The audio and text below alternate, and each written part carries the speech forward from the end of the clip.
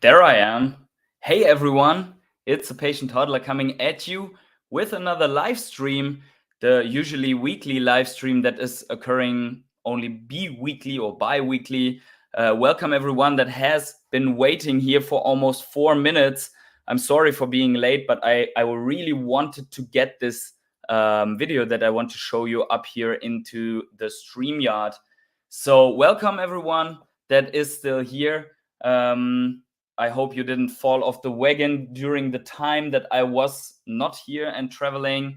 I'm sorry for the big pause in the videos, almost 10 days. Some people got a little bit scared there. And yes, this is, I was in a lot of hurry to get this stream here prepared, but I have a lot of information. So today we are going to talk about, obviously, DC Comics, not on Veve, and we are going to talk about what you have to say about this, what I have to say about this. Is that dramatic? Is that bad for Veve? Good for Veve? For the development of the space? We are going to talk about the change of the Apple ToS in the sense that they are putting up requirements what you can and cannot do with your NFTs. And we are going to talk about user lockout from specific countries and regions, and that's also where I have the video for you from a little cutout from some other YouTubers. So this is going to be very interesting. I'm a little bit earlier than usually. Usually I do my stream around 2.5 hours later than this, but we have a drop coming up today, which I'm not going to participate in, but a lot of you are going to watch the drop streams for that one. So I really wanted to have all eyes on deck, or no, all hands on deck and all eyes on the stream for that. Let's quickly do the drill. You guys know what it is. I am a crypto and NFT investor and not your financial advisor. So please do your own research before you ape full degen into DC Comics, before you uninstall the app, before you, whatever you do, before you ape into the Veve collectibles or the Ecomi token or whatever other financial opportunity that we are looking together at. Yes, also, 14 people already in the channel. Please smash up the like button, subscribe to my channel if you haven't yet. And with that said, let's see what's going on here. I saw a lot of people were chatting here. All Chat Gaming says, I hope you all get locked out. For what? For like the DC Comics, so that you can get one. We have Omi Child here, or had Omi Child here. I hope you're still here. Asking why. So all your Supermans belong to me. Yeah, okay. So that's for the Superman comic or the Superman in the chat. All Chat Gaming wants them all. Russ Gould says, bit concerned about the Apple ToS, bro. Has no one yet directly addressed this from the team? They must know the Vevefam is concerned. They should all over this ToS implied Veve without saying Veve. That is actually correct. Implies Veve without saying Veve. Correct in a sense, because Veve, I think, is the top grossing app in the both app stores when it comes to NFTs, and even within the top grossing apps when it comes to the overall apps. I think it was at a time in the top 5. They hella don't answer why they can't take their Veve logo IP to their own Ecomi hard wallet, and when all that cheap gem stuff was going on, ToS Change stopped it immediately. That is something we are going to address today in maybe all of the topics, because obviously we know that communication is a big problem for the team. We knew that, or we know that since 1 year, and honestly, they have improved only in some parts with the community updates and so on. But there are a lot of other topics, like the user lockout topic, that where we do not get enough information, at least in my opinion. Let's start this quickly off with a quick market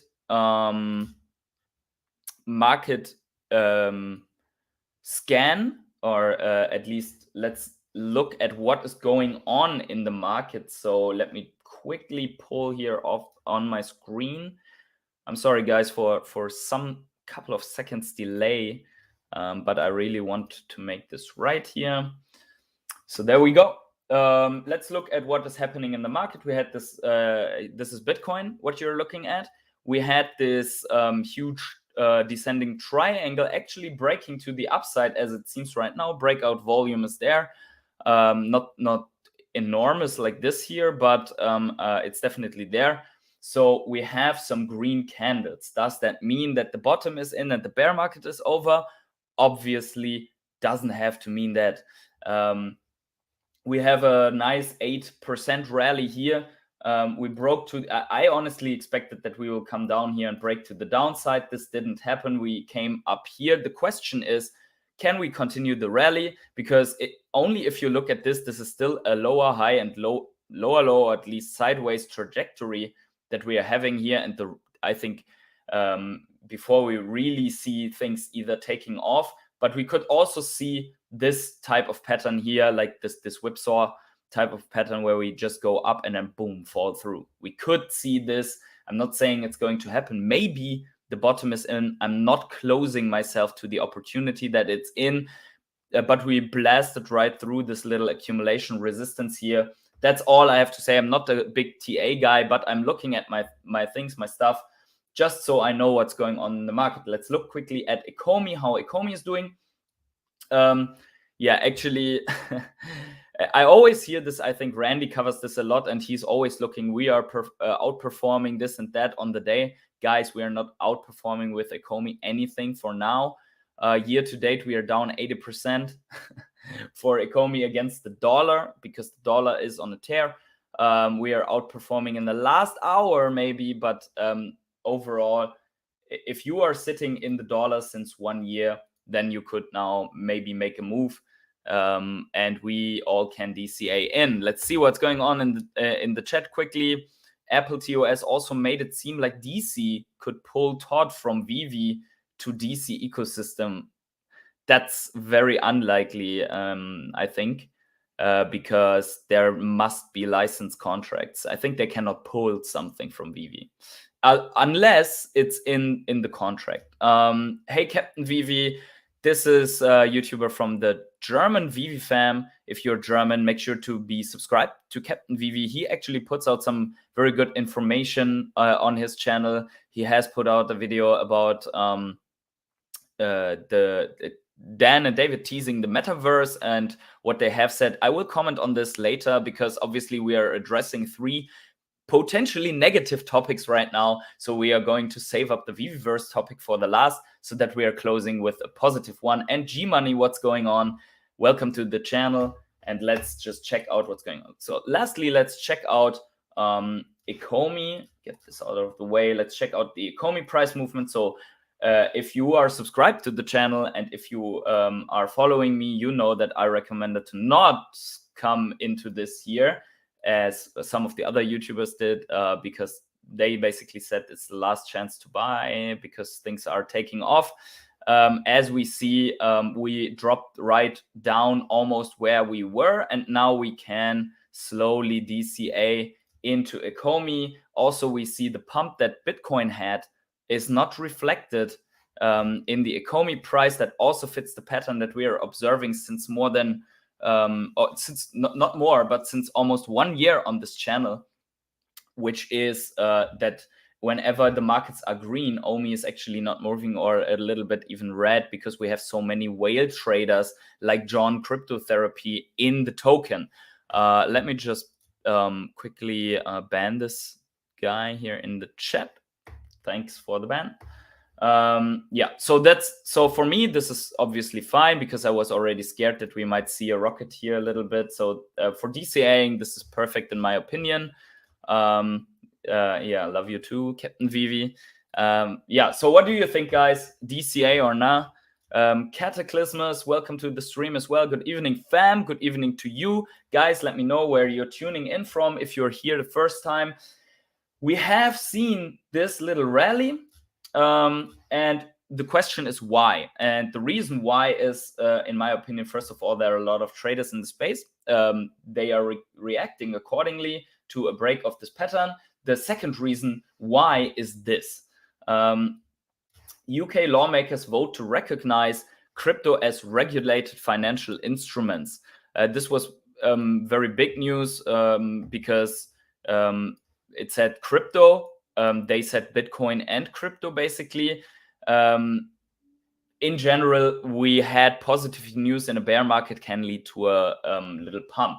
Now, we had also a post from Dr. Profit here on this similar topic. Who could help out the new crypto and NFT-friendly UK Prime Minister and show him an app where he can purchase the digital collectibles that match his interests? And as you can see here, actually, this is a little bit, let me see if I can get this bigger for you, a little bit small here for the stream. So we see here the new Prime Minister after Truss was resigned, basically. And the interests here are Star Wars, which you can find the first appearances on Veve, obviously Coca-Cola as well. I think maybe not the first appearance because there were some Coca-Cola NFTs, but at least Coca-Cola NFTs and obviously some sports stuff. So very interesting here. The new minister here in UK, the new Prime Minister, being interested in the stuff that is on Veve. So hopefully he can maybe call at Apple and ask for a favor. DCA for sure. Let's go. Kaleidobob is here. Hi fam. Hi Kaleidobob. Welcome to the stream. So yeah, guys, maybe tag this new Prime Minister and just show him an AR Star Wars collectible. But I think that was funny. But overall, I think this is good development. If crypto is recognized in one of the bigger economies of the world as a financial instrument that is recognized as regulated, and we cannot forget that a couple of months ago, the UK also recognized NFTs as property, digital property, which was important for the persecution of fraud by when people stole NFTs from MetaMask wallets, which is also very interesting. Okay, then we have a little bit here as well in terms of OMI. Although we have seen right now that the price is moving sideways, we have here the wonderful data analysis channel Jason Colon. He is in this group of the OMI burn channels and the data channels like Vevefox and stuff like that. And he says a whale wallet he posted about in April added another 62 million OMI plus 11% to their holdings on the 20th of October.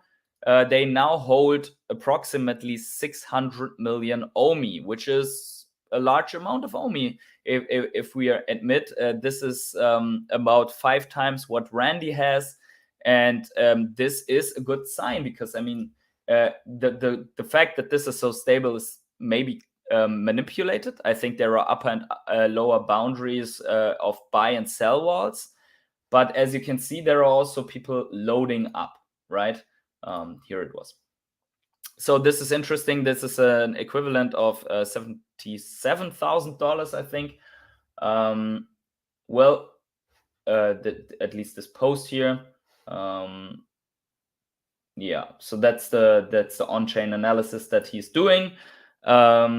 Very interesting in my opinion. And then I just wanted to quickly show you this for the Market Watch. Sam Ellis posted this a while ago already, 6 days ago. Some people are predicting the next major crypto NFT bull run to happen in 2025.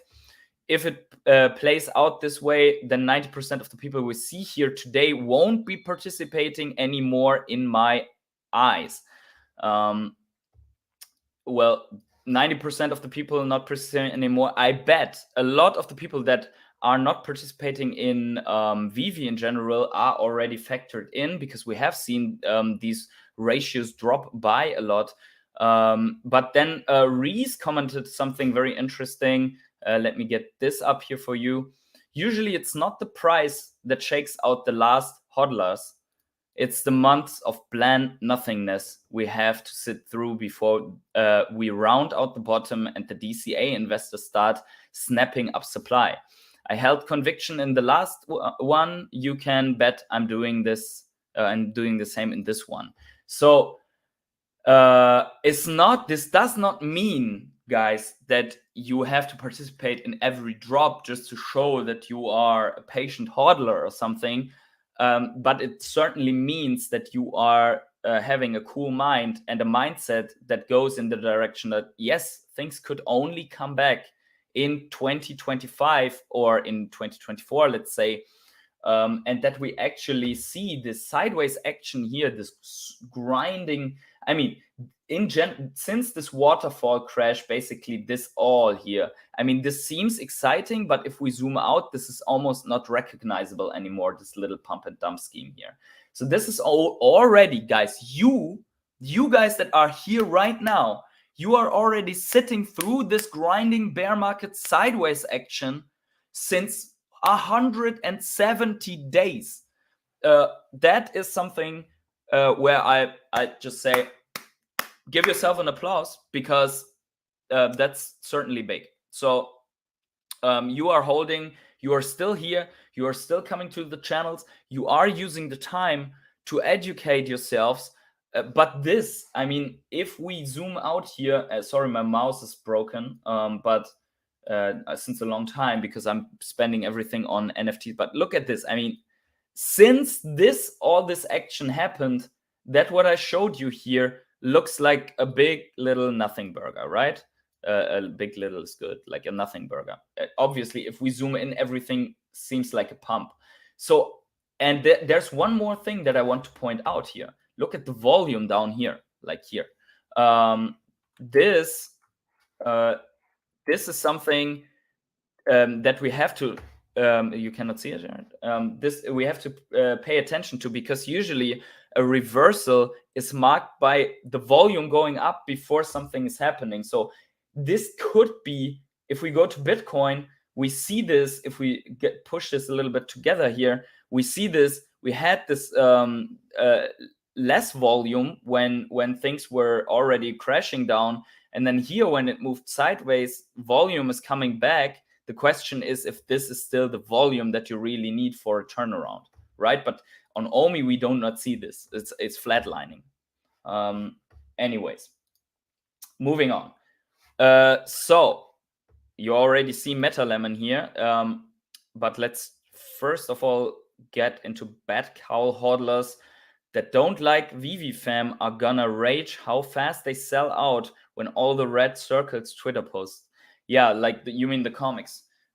I think the comic drop, I will comment on this later, the comic drop on DC will be botted as hell. They will, the red circuits that come over there will see that the problem that we faced during the bull market on Veve is the same on other platforms. But we will see. I think right now you cannot even get on the site because people are already crazy. Vitimon says, I loaded up on Dogecoin in anticipation of Elon buying Twitter and will take profits from that and put right into OMI. That is a risky strategy because we have already seen that Elon claimed to do it, and then he basically got himself out. Every time he pushes to, I want to go in, the other side pushes back and says, you can't. And then when when they say you have to buy now, then he pulls back and says, I don't want to. So this game could continue for a long time. But anyways, it could be a strategy. For me, meme coins are not the way to go. I really like coins with utility, but this could be a play that pays off. Dogecoin and SHIB paid off for a lot of people. Some people became millionaires over this, but so did other coins, like people that invested early in ADA, in Solana during the time, even some people with Terra if they got out before. But anyways, there are so many strategies. You find your own path. Now let's get into the topic of user lockouts. So how do I start this off? I became aware of this because of a comment on my channel from one of my viewers that is from the Ukraine. And he said that, let me just get my face here a little bit bigger. And he said that he is unable to log in right now to the Veve app. Now, he says he is not from the eastern parts, but from the western parts of Ukraine. So I spoke a little bit with him before him, and this is not something that is specifically only for Ukraine. There are more countries affected. As you can see on the thumbnail, I had put up just for really marking the region, the Russian flag, the Belarus flag, and the Ukraine flag. Why?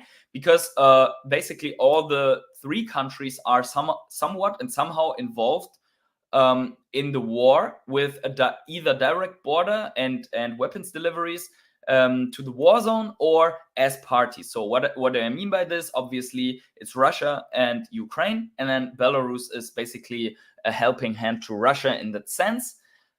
This is not about politics. I'm not going to discuss any sides, in my opinion. This is about the communication that Veve puts out to their viewers. So what has happened? There are people from Ukraine now that filed or that have posted, no, that have sent a ticket to the support. Now I want to show this quickly. So here we have, for example, the user. You cannot see it. Let me get myself out of the way again. Here we have the user Andrew, and he says Ukraine is geolocked from accessing Veve. Here is the reply from Veve support. I don't have access to my comics, collectibles, crypto, OMI for 2 months now. David Yu, CEO, don't even know. We get to that later, that he claims that he doesn't know. So let me just pull up here quickly the support ticket so that we can read through it. Can I get this bigger? Not really, but I will read it for you. So it says here, hey, I'm sorry you are having an issue. We understand this can be frustrating and concerning. Your account still has your items. However, due to circumstances beyond Veve's control, at this time, we cannot offer services in your country. If you heard otherwise, that would have been a misunderstanding, miscommunication. I apologize. You can keep up to date on any changes and developments via the following website link here. So we are going to take, obviously, a look at this website link. So here we have it. What are the Veve country restrictions? So we are not able to offer Veve in every country. To learn more and see the current restrictions, please read on. So I'm not going to read everything here, but here, this is important. The following restrictions currently apply. And this currently already says that you can be hopeful that this will not be the case all the time. Potentially here, this will be longer. But those living in North Korea, Iran, Syria, Congo, Sudan, Cuba, Belarus, Ukraine, and Russia, and that's the reason why I have the flags up here, because these are tied together in some way, are currently not able to use Veve. So it's confirmed here on the Veve Help Center that people from Ukraine cannot log into Veve. At this point, I want to quickly mention that from my perspective, it makes sense that Belarus and Russia are on the list, because potentially, as a company from New Zealand, they are basically included to put up sanctions, and maybe also from their personal standpoint, they would want to enforce sanctions on Belarus and Russia. There are no sanctions from New Zealand on Ukraine, and I want to just keep everyone on the same mind line here. We have seen Ukraine support drops, two of them at least, I think, the Guernica and the Sunflowers, on the Veve app. So it's funny that you had the Ukraine support stuff, but now the users are blocked out. So yeah, this is a little bit weird to me. The reasons are unclear to me until now.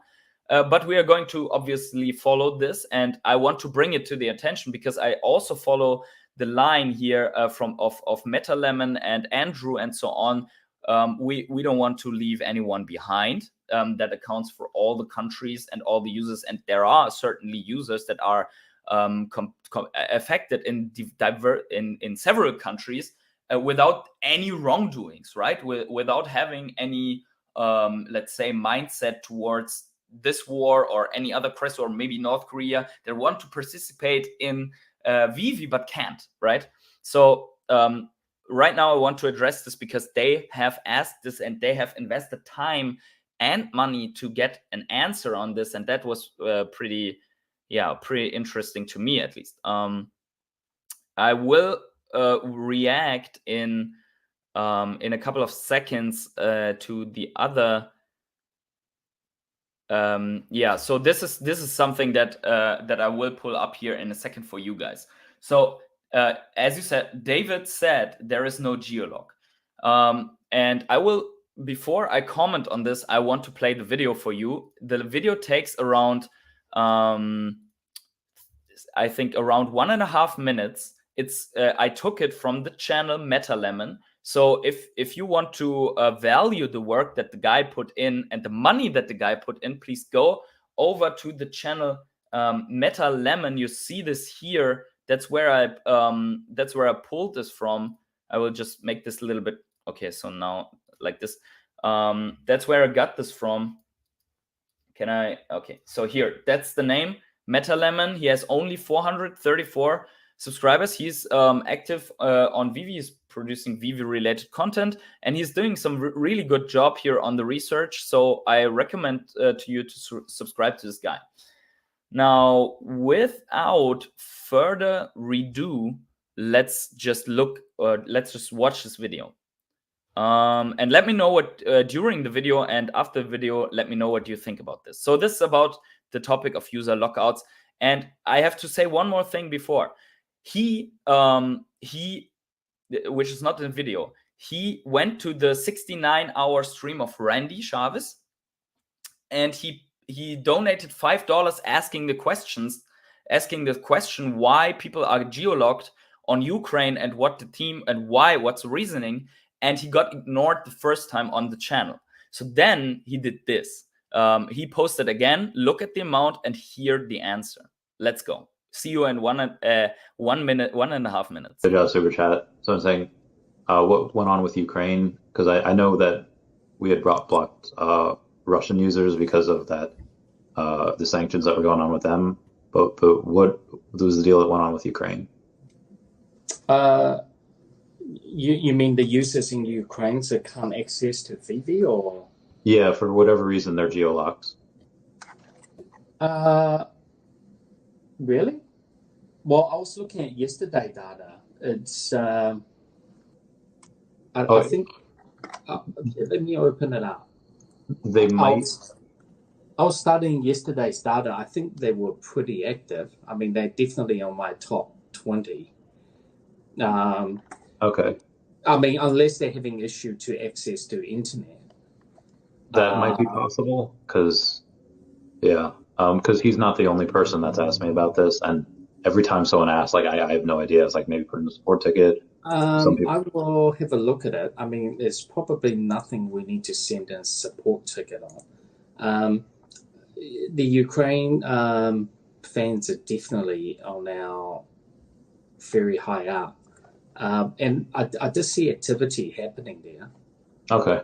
When I was doing my research, let me have a look. I'm dialing in right now live. So. Okay. So as you guys saw, the MetaLemon donated 55, so 5 before, and $50 Canadian to get this question answered. So big props to him for that effort. And I think, David, you got caught off guard here with the question, which doesn't mean that he did anything wrong, but he said he looked at data and the Ukraine users are extremely active. So and on the other hand, you have all these people asking why they are locked out or why they are geolocked, and they since I think 2 months, some of them 2 months cannot log in.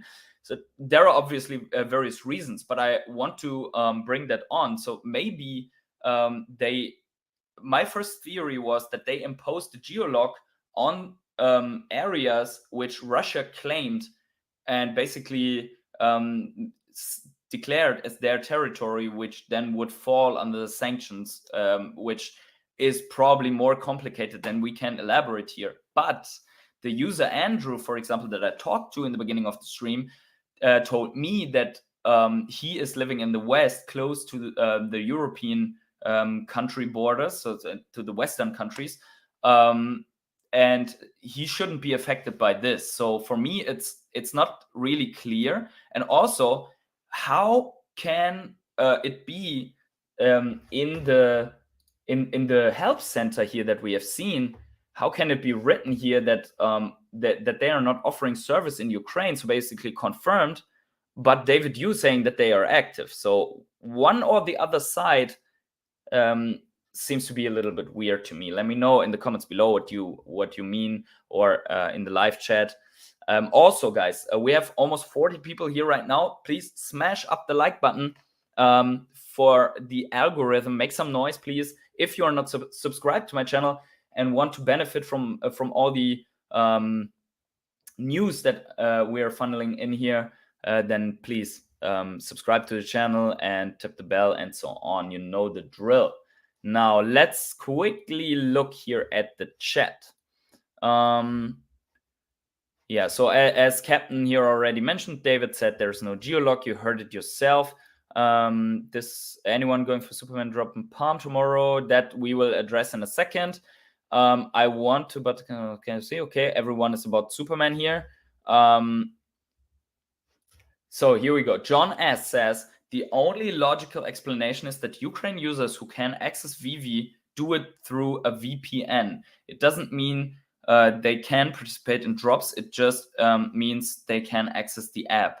That could be a reason, although VPN works in a way that it shows you as accessing from another country, and therefore you shouldn't appear anymore as a Ukrainian user in the data of David if he looked at data. But I'm not going to accuse him of false information or so. But maybe he looked fast, or he looked at a broader time frame, or stuff like this.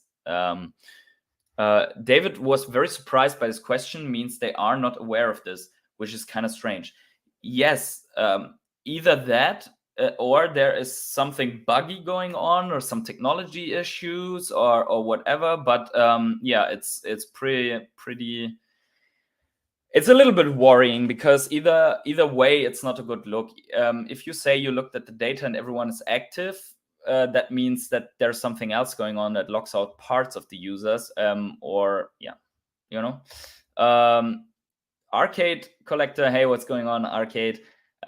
Says smashed. Yeah, well, I wish I wouldn't have to do this, but I want to raise a little bit attention to the cause. It was addressed in the last AMA with Polkastarter. Ukraine is not locked. The person has to go to support. Cavell has said it perfect. One person is complaining when a whole country is locked is strange. It's not only one person that is complaining, although yes, there are not thousands of users that are complaining on Twitter, but there are more than only 2. But you are right. You're right that the person has to go to support. However, the person that I was talking to has filed a support ticket and didn't get an answer for 2 months. While MetaLemon, who investigated the stuff and also sent a support ticket, got an answer right away. That they that you have to look at the and by the way, if they say that Ukraine is not geolocked, then why does it say here that there are restrictions in Ukraine? Why? Sorry, it's not me. But here, so why? It says here, as a result, there are country restrictions in place. We are constantly reviewing, so this is not out of date or anything. The situation in some cases were possible and may lift restrictions. So why is it then in here with all the other countries that are confirmed restricted if there are no restrictions in place? The incorrigible Goat Slayer. What up, PH? between ToS from Apple and DC Comics drop. Lots of bearish stuff. Gonna keep being a full Degen Veve ape. Yep, you have to buy the dip and hodl. Not financial advice, guys.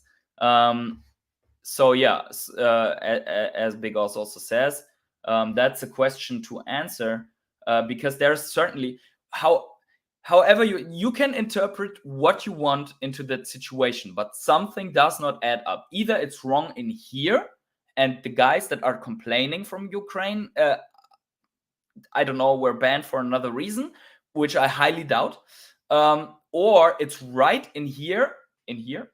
Then the question is why David didn't have that information. And it can be, I mean, in every bigger company with so many things going on, maybe he doesn't know that there is a country restriction that came up.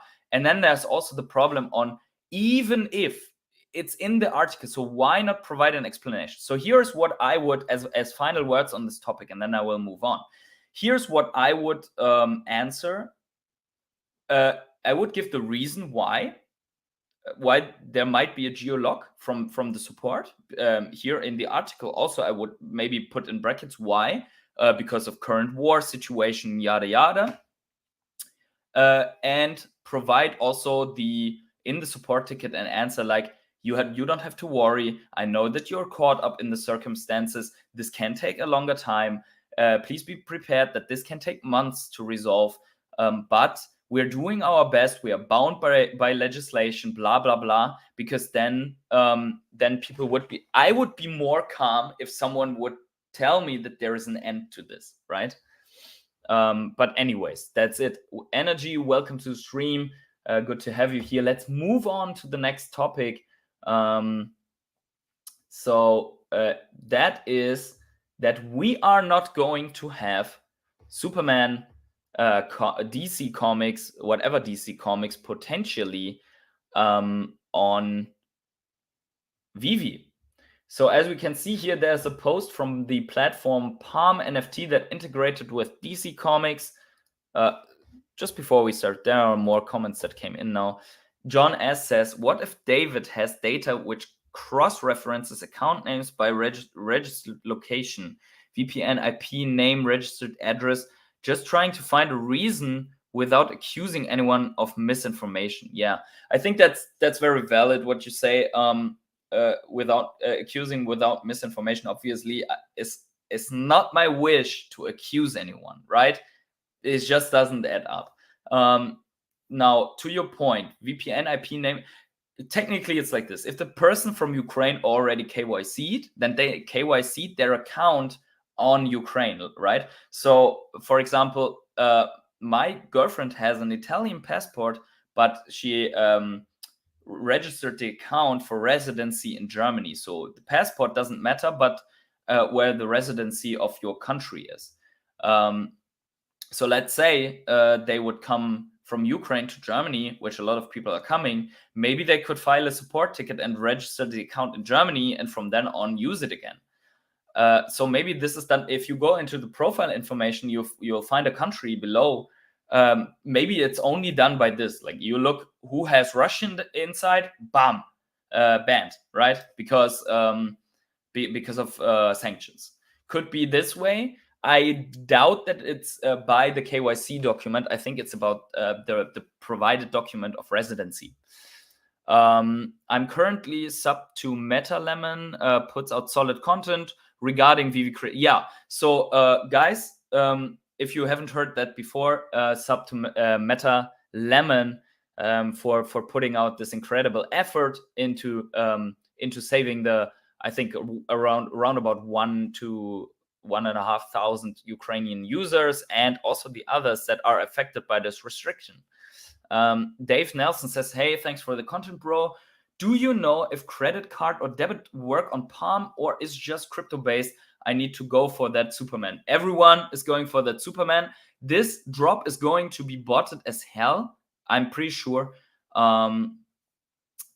So I already created my account earlier yesterday.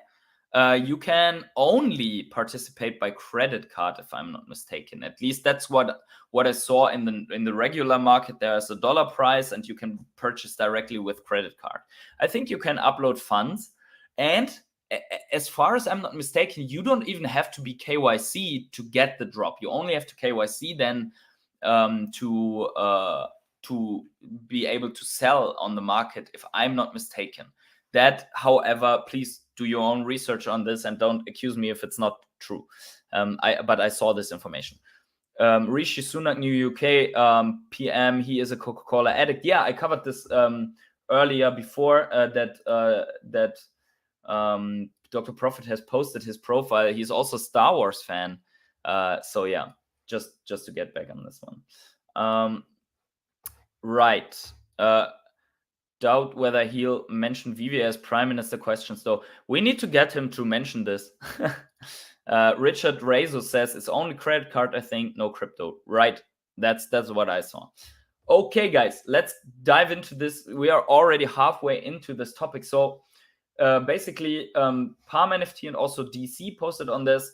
Excited to launch of DC collectible comics, collect the greatest stories in comic book history, starting with the sale of Superman 1939 to 2011 #1 on the 27th, which is tomorrow, 9 a.m. PT. Please research when you are in Europe which time that would be for you. And here's also a link where you get to the website then. So here's the official post by DC as well. That's what it looks like. And here's already the first doubt or question. So I've never bought a DC NFT yet.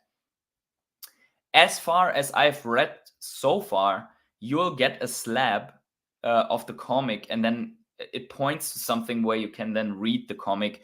I think you have the comic slab on Palm NFT, and then or at least in a Palm NFT wallet or whatever, and then you can read it somewhere else. That is already something that distinguishes a little bit from Veve. But I could be wrong about this. There are people that got Bat Cowl airdrop comics already that can maybe talk about this. What is Palm? Is that a mobile app too? Palm NFT, not quite sure, but if we go to the website here, you can see that this is an NFT studio. You cannot see because I didn't. So here you see it. They have integrated here with Palm NFT on DC side, and you can basically sign up within a couple of minutes. Get this done. You can fill in and then log on to everything here. And then there's a marketplace. Basically, as you can see here, they airdropped right now Harlequin comics. This is how it looks. So this is the marketplace. You can see here the Harlequin comic goes for around 50 USD in different rarities. And seems like some of these are pretty bad rarities. And there are some collectibles like this, like like these discs, which they gave out a while ago. But look at this.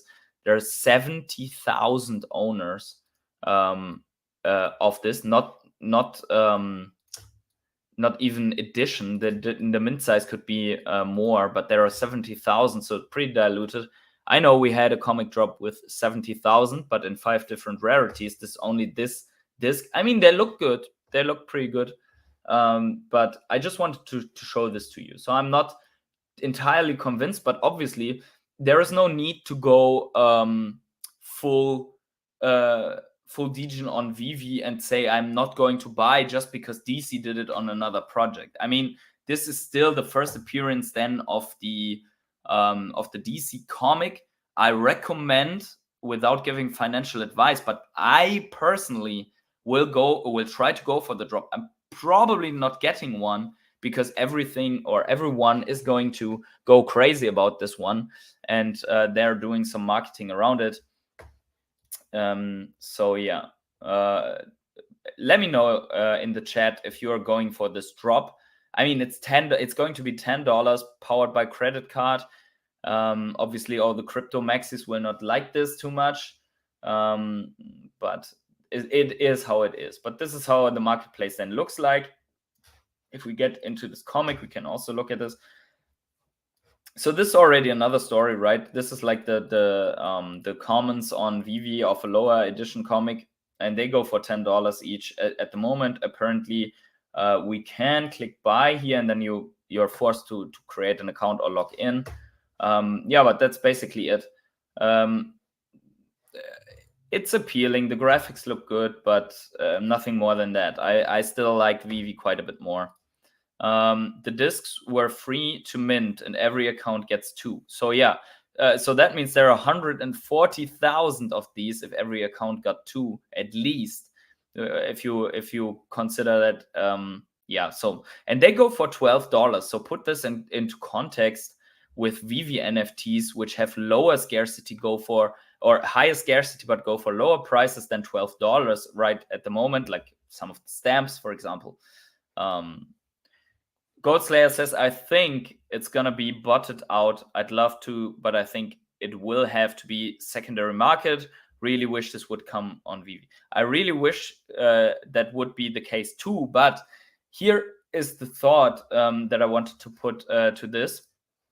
Why didn't it come on Veve? Because we already have DC NFTs. We have ToS. We have like 5-6 sets of black and white Batmans. We have Harlequins that actually sell for a lot. So they committed quite a bit to Veve. Now, the reason for this, for them launching the comics somewhere else, in my opinion, is that Marvel and Disney with Marvel, they negotiated such a strong contract that they had guaranteed exclusivity for such a long time that probably DC was looking for other ways to market their NFT comics without losing the boat. That's what I could imagine. I mean, imagine Veve was in a weaker position before Disney, and they wanted to get Disney at all costs. The first thing that was ever coming out from the Disney umbrella was technically the Spider-Man collectible, right?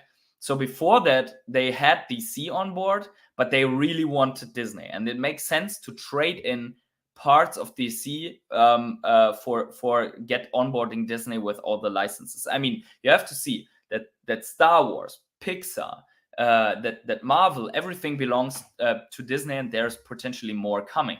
So I could imagine that they were negotiating a big frame agreement for everything. And the managers, the control freaks of Disney probably sat in that room and looked David in the eye and said, dude, look me in the eye. Here's what we do. We are going to sign that contract, but DC is not going to launch any comic on that app for like the next 3 years from the launch. We are going to dominate this place. That's what could have happened. And if you are in that weaker position, you are going to do a handshake on this, because Marvel beats DC as a bigger brand, in my opinion, with all the movie stuff coming around, with all the collectibles, with the comics, that IP that they brought into it, with everything, like in everything. I think it beats DC by quite a bit.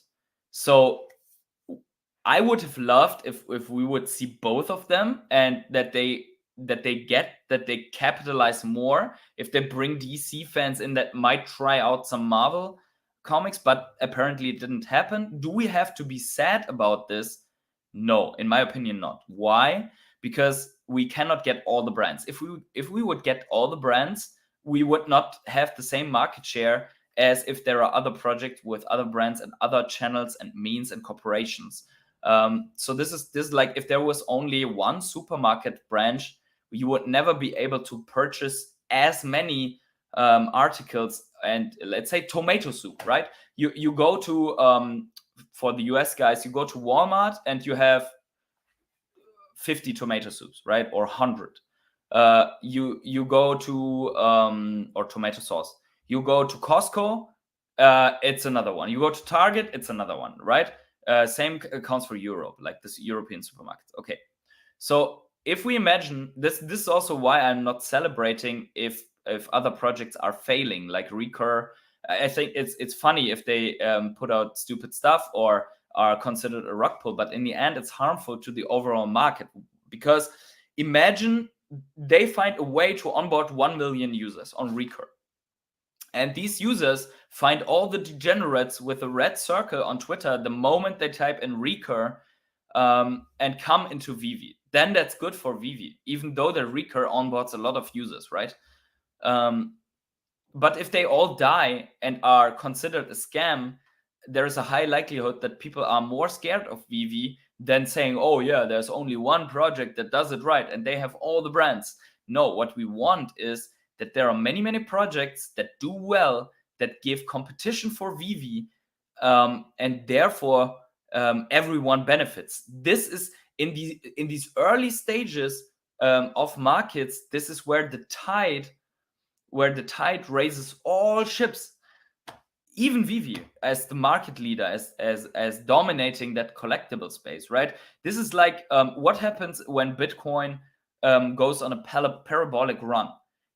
It goes on a parabolic run, drains out all the others for a while, so the altcoins start bleeding. But then when it reaches a part where everyone takes profit, then that trickles down into the others. If there was only Bitcoin would never have reached this market cap, in my opinion. I mean, the mechanics, they speak for it, but I think there are a lot of altcoins, NFT projects, a lot of chains that appeal to so many people that bought Ethereum first, Cardano first, and then also started to DCA and to Bitcoin just to have a little bit. So just to get some comparisons out. That's why I hope that DC does extremely well, that maybe they will continue to drop stuff on Veve as well. I hope that Recur does well. I hope that Veve dominates the space and does better. But that's my take on it.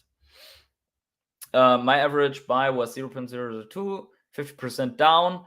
Yeah, so my average buy is like double that, like 4 cents, 0.4 cents. So I'm 70% down right now, but I'm going to DCA, and it is what it is, right? Jatim says, I tried to buy the comic, but I have no high hopes. Yeah, me too. ToS and collectibles, what's going on? It's gonna be a queue system. So the problem is that if the site is down, you cannot queue. Or if you are whatever, like locked out, or I don't know. Another all chat burning flames. Does anyone know the exact drop time for Superman comic? Yes, we do. Let me just pull this up here. It's going to be 9 a.m. PT tomorrow. So make sure you set that as an alarm. Guys, we are going to try. If we succeed, we made some money. If we don't, we don't. That's it. I can't even log in. Yeah, that's what I meant. You can't queue if you can't log in. Is the comic drop today? Nope, it's tomorrow. It's going to be, as you can see here, the 27th at 9 a.m. PST. Guys, smash up the like button if you like this type of content. Subscribe to my channel if you haven't yet. This would support me a lot. The whole YouTube stuff here is a big hustle. I just came back from my hamster wheel job. Now I'm doing the live stream here with you guys. Appreciate it a lot. DCA tomorrow, but I can't find the time. So 9 p.m. PST. Okay, thanks. How much of Reddit NFT audience you think will find their way to Veve? The moment that Reddit guys are hooked on NFTs, they will look for other NFTs outside of Reddit. Every one of us, I bet, has already taken a look outside what other NFTs are there in space. We are all down. Get over it, guys. Many people talk about long-term investment, but expect short-term gains. Why? Correct. As I mentioned earlier before, it can take a while for the markets to recover, and be prepared to stick around for a year in sideways action. Absolute meat grinder. You will see people falling off the ship left and right. You will see OGs start whining probably about that nothing is going on anymore, that it's not going up. That's then right when it is going to back up afterwards. But yes, Arcade, you're 100% right. I hope it stays down longer so we can buy cheap for a longer period. Exactly. Mindset. I don't know who it was. I think Warren Buffett said one time, 1 second before this runs out, I really want to thank you so much for the super sticker, for the $9.99 supporting the channel. Really grateful for the support. Thank you so much, guys. This is awesome that you're doing this for me. So I'm flattered. Thank you so much, All Chat Gaming, for giving me that super sticker. As I've said, so I think it was Warren Buffett who said that the financial market, the stock market, because he at the time didn't know about crypto, and I think until this point he doesn't like crypto very much, but he said the financial market is the only place where people run out of the store when stuff is on sale. And that's somewhat true, because the moment that the bull run was over, people were stop buying. I know a lot of people that I brought into Veve that stopped buying because the gambling on the drop didn't pay off anymore. Then buying on secondary market resulted in less gains because they bought and it went lower, and still prices are trickling a little bit lower, more sideways movement right now. But yeah, so Veve is one of these stores, financial stores, where people are running out when stuff is on discount. So I'm overall, I think with everything in my portfolio, I'm like 20% down right now. So yeah, this is a game. Like on crypto, I buy and hodl, so I'm down as well. I'm like 40-50% down. I'm DCAing, bring my average down. Next explosion, we are going to see how much I can be in the plus. But if you're not willing to hodl through a -70, -80% correction crash in the crypto market, then you're not worth a 10x or even 100x gains. It's that simple. Hard truth, but it's like that. Elon Musk added chief tweet on his Twitter profile. My guess is deal done by Friday and send crypto to 30K. Only if Elon Musk is really following through, putting up one of the cryptocurrencies as a means of payment and donation in Twitter. There is a thing that there was something about, I just read it on the site, that they want, right now there was a plan to introduce their own wallet system and currency on Twitter. Probably it will include Bitcoin. I mean, you can use Bitcoin already, I think. And we got Veve Vault in the space. Welcome to the stream, Veve Vault. Hi, Hodler. Sorry if I missed it. What do you think of the DCA comics? Yeah, I think it's great. I think you missed my my whole statement about how I think that all ships rise with the tide. I hope that, just to sum this up for you, I hope that all the projects do really well. Because I think it will benefit the space. Right now, what we need is more education and broadening the space, right? So in the crypto market, for example, project crashes and implosions like Terra Luna are not good for anyone.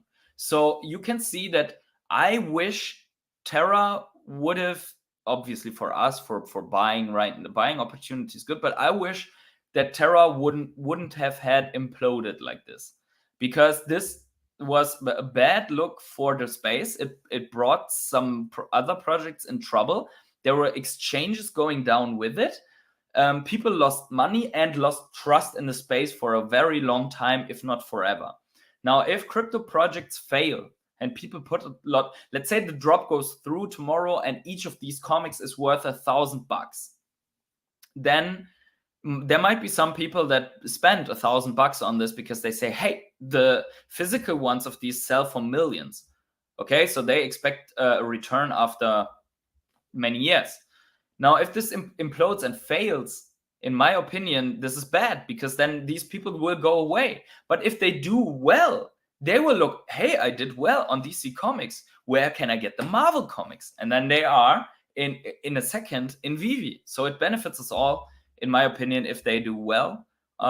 Congratulations to launching their own stuff.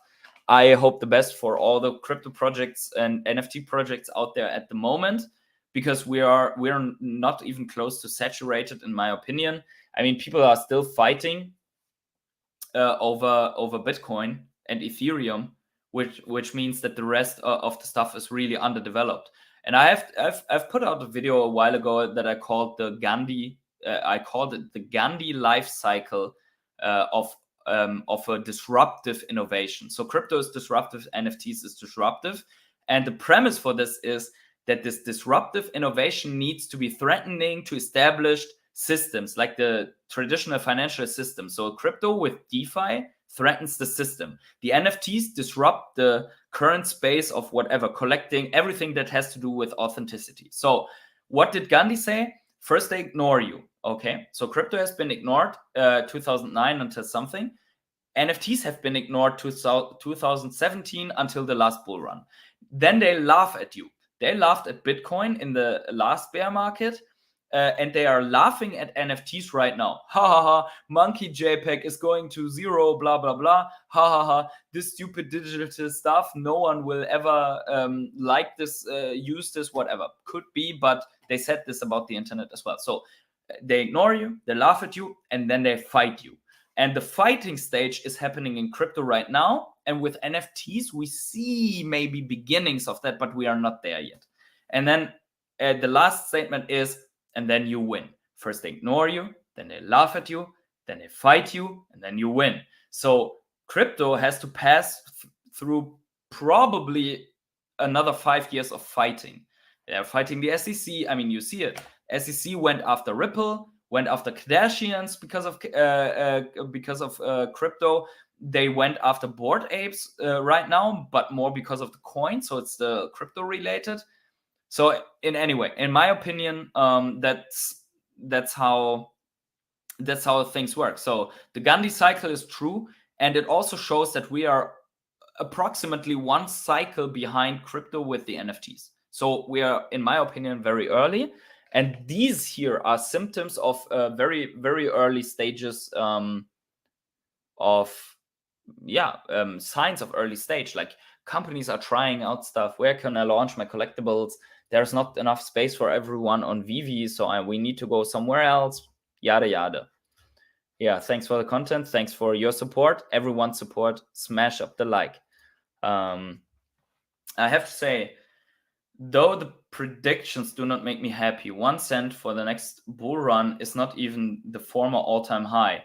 And the next bull run is like 6 or 7 years from now. If they pull off what they are willing to pull off, you're referring to the OMI price. So if they pull off what they plan to do with the OMI utility program, we are going to be closer to 1 cent before the bull run even starts. There is one hurting truth that also Charles Hoskinson, the founder of ADA, of Cardano, said. You could deliver, he said something like this. I'm going to just rephrase it. He said something like this.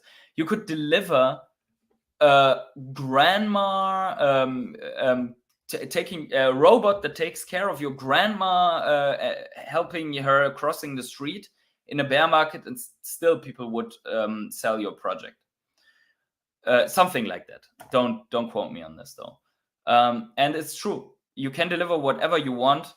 In a bear market, nothing is going to go ever up. But in the bull market, there is one thing that always makes coins explode, and that is exchange listings. Now you can take Bitcoin. Every exchange has listed Bitcoin, so there's not much potential anymore for that. Most of the exchanges, of the 520 exchanges that are out there, you can check this on CoinMarketCap, have listed Ethereum, right? And most of the top 20 altcoins are listed on most of the exchanges. Not all of them, but most of the exchanges. Now take OMI. OMI is listed on 6 exchanges. If you consider everything where you can basically purchase OMI in any form and way, that's not a lot. And all of these are tiny garbage exchanges, despite Gate.io, which is in the top 10, I guess, or in top 15. But in a bull market, even the slightest little exchange listing can easily double the price. And that's what they are potentially going to do. I think we are more like look at ADA, for example. ADA went from 1 cent to over $1 in the bull run, I think, something like that. Solana as well. Because they did so well, like Solana has so many outages and everything. It's just on a speculation what might come, and then one exchange listing after another. And the moment that all degenerates are moving because of these exchange listings into OMI, you're going to explode. Is Ascendix a garbage exchange? What's the ranking of Ascendix though? Let's see. Ascendix exchange ranking. Let's see if we find something there. How big is Ascendix? Ascendix has currently a $91 million volume total over everything. Yeah, so as a comparison, 91 million volume is not a lot. Binance has a 24 billion. Is that correct? No, it's not correct. Let me see. Based in Singapore. Maybe someone can look that up, so then I don't have to look so much. But Ascendix is larger than Gate, from what I remember. I doubt that. I highly doubt that. But yeah, maybe it's true because Gate shut down activities in the US. So maybe Gate is now dropping way lower. I think Gate did shut down the activities in the US and some other countries. But can someone verify what rank it is, and also in which criteria? Maybe that would be interesting. Maybe then, but certainly OMI is not on Binance, not on Coinbase, not on Kraken, not on whatever the stuff is, right? So that's the hard fact. And we have to say, Ecomi is a coin without utility at the moment. There's promised utility, but it's without utility. Coins like VeChain and Chiliz and Solana and everything, and Arweave and Chainlink, they have utility. They are working enterprises that have a payment method with their coin. There's KuCoin, which is gigantic. So there are many exchanges that we don't have, that each of these announcements is capable of giving a 5x on in a bull market. Like if you would say, oh, KuCoin listing for OMI, it would easily like go 3x. If you say Binance listing, it goes 10x from there. So it's just, if you make the test, go to someone that you want to tell about OMI and tell them to get some OMI.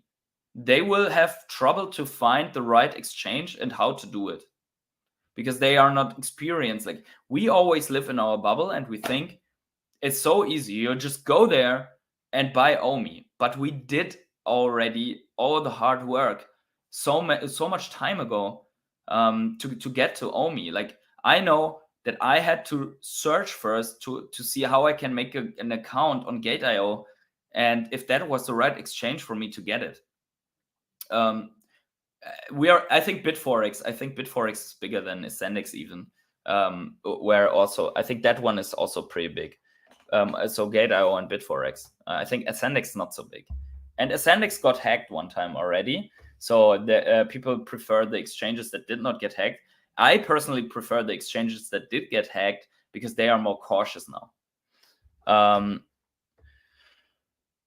KuCoin, yes, but is that really utility that all that other coins have, other than to pay something that literally every coin can do more or less? It gives no. The point is not that you just give artificial utility for that. You have basically this decentralized system and a blockchain where you can mount your project on. Like, for example, Chiliz is a currency for their NFT and interaction project. So it needs to be something that is crypto based and that gives users the ability to buy and sell completely off the traditional banking system while they are fulfilling this use case. I think that's the big point. And some of these coins like VeChain, for example, if you stake it, you get a gas token, and this gas token enables you to mint into the blockchain. I think that's that's better than having a company where you have to basically execute something and they basically save the data on in their cloud. So Chainlink, for example, Chainlink as an Oracle project just provides a means with one currency that belongs to the project. So if you want to, as an NFT project, you would get data from the outside world onto the chain. You can pay the data providers in link tokens, and basically the data providers have a stake of link tokens, and they get slashed if they provide false information and blah blah blah. And you can they get paid in link, and they provide the information in on the other side. So that would be a very good example. So now if you don't have Chainlink, which is already working as a project with the blockchain technology and has a blockchain base, so tamper-proof and verified currency system, then you would have do the traditional one where you want the data on the chain. So you close a contract with a company that needs to be sent back and forth. You have meetings and so on. They do it via smart contract. So you get the point, right? And everyone uses the same currency. You're not being paid in US dollars and yuan and blah blah blah. I think that could be a very good example for how it makes sense to use a currency. Other than that, yeah. For OMI, it would not be necessary to use OMI. But the problem is that if you don't use OMI, you have to rely on another's ecosystem. So the reason why Veve is linked with IMX is that obviously there is the hope to get all the users of all the other projects into Veve one day, and vice versa. So the ecosystem of IMX lives off of the partners that they already have.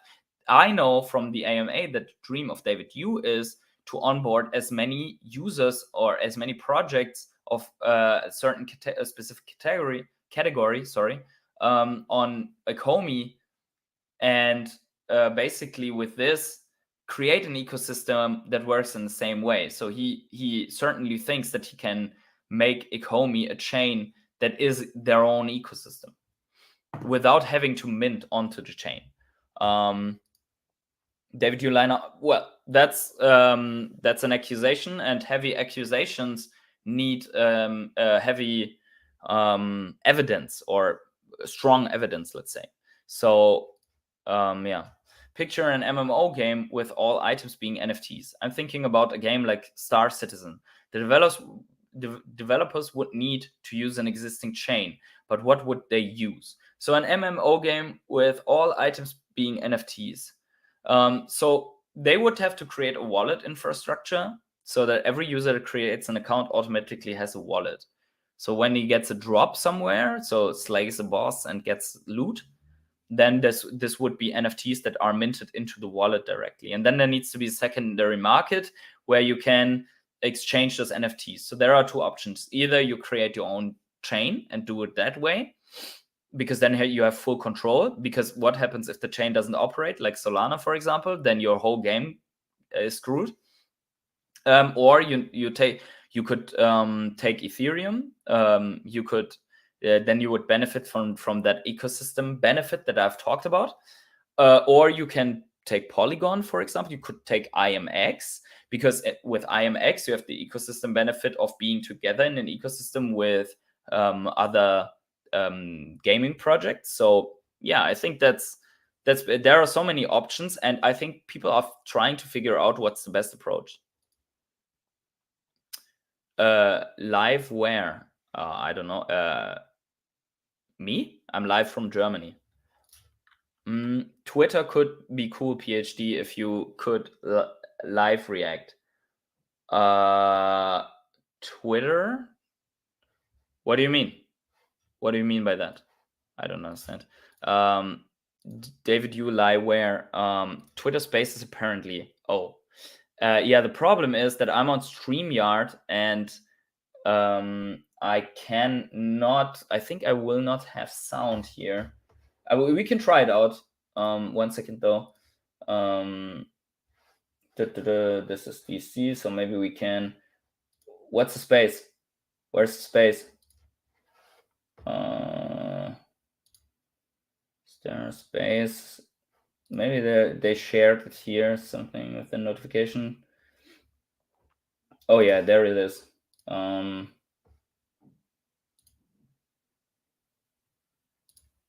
me see. Let me know if you can hear that. And we start doing more captures of what type of audience that we have, and we have seen a good portion of our fans are females. And I guess it's because we do have Do you hear that? Disney releases, the Princess series. We have a lot of products that caters for that sector, and we'll continue to do. Now, I would like to believe. Let me know if you hear that or not.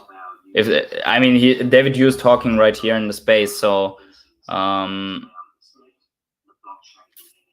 so probably you're not hearing it. Guys, let me know.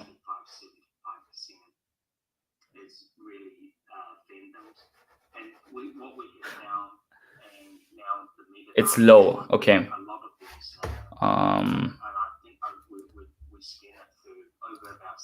Not really. Okay, let me try to get this louder by enabling.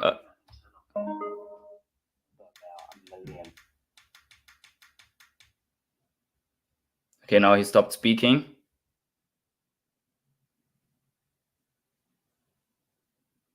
Obviously, you have a small portion of people who speculate. I mean, this goes with every industry. If you're in Lego, people go out, buy the latest one, and then they sell it on eBay. Sneakerheads as well. Let me know if you can hear this now. For us, it's more about how to find a balance in it. And one thing what Veve does quite well is we try to find the collectors, and because this app is designed by collectors, myself and Dan, and full collectors out there. And we introduced early on, about last month, I think maybe August or September, these one-of-one artworks. And something quite fascinating in that program is that even in a bearish market, we're still achieving record price for one-of-one artworks. And then we look at it a little bit more deeper. The people are buying it, they're collecting, they're buying it for the artists. They know the artists, that's why they're purchasing it. And some of them obviously purchase them because the brand value and the storytelling. But what we have found is that those artwork, the one-of-one, they don't get flipped. People don't buy them anticipating that they're going to double or triple their money and the secondary value. So we see almost no activities on flipper side. So, we kind of understand that the scarcity is part of the reason, and finally want to own more unique items. And that's how we, the demographic, what we are trying to target is really collectors out there. And later on, we'll touch a few other points, I'm pretty sure, of how we do it and how we penetrate and what our plan is to roll things out a bit more correctly and find balance in the current market condition. Gotcha, David. Ian, I'm going to pick one of the hot topics at the moment in the market. Oh yeah, concerns do it. A lot of people, and I would like to have your vision, and David already referenced to that, which is for AML compliances, the philosophy of crypto is a bit, to keep anonymity and privacy at the high level. But because of compliance, almost every single company that is being very well successful, or even just mid-level successful, are being forced to implement somehow KYC procedures and everything. For a launchpad like Polkastarter that is in touch with dozens of different projects, in terms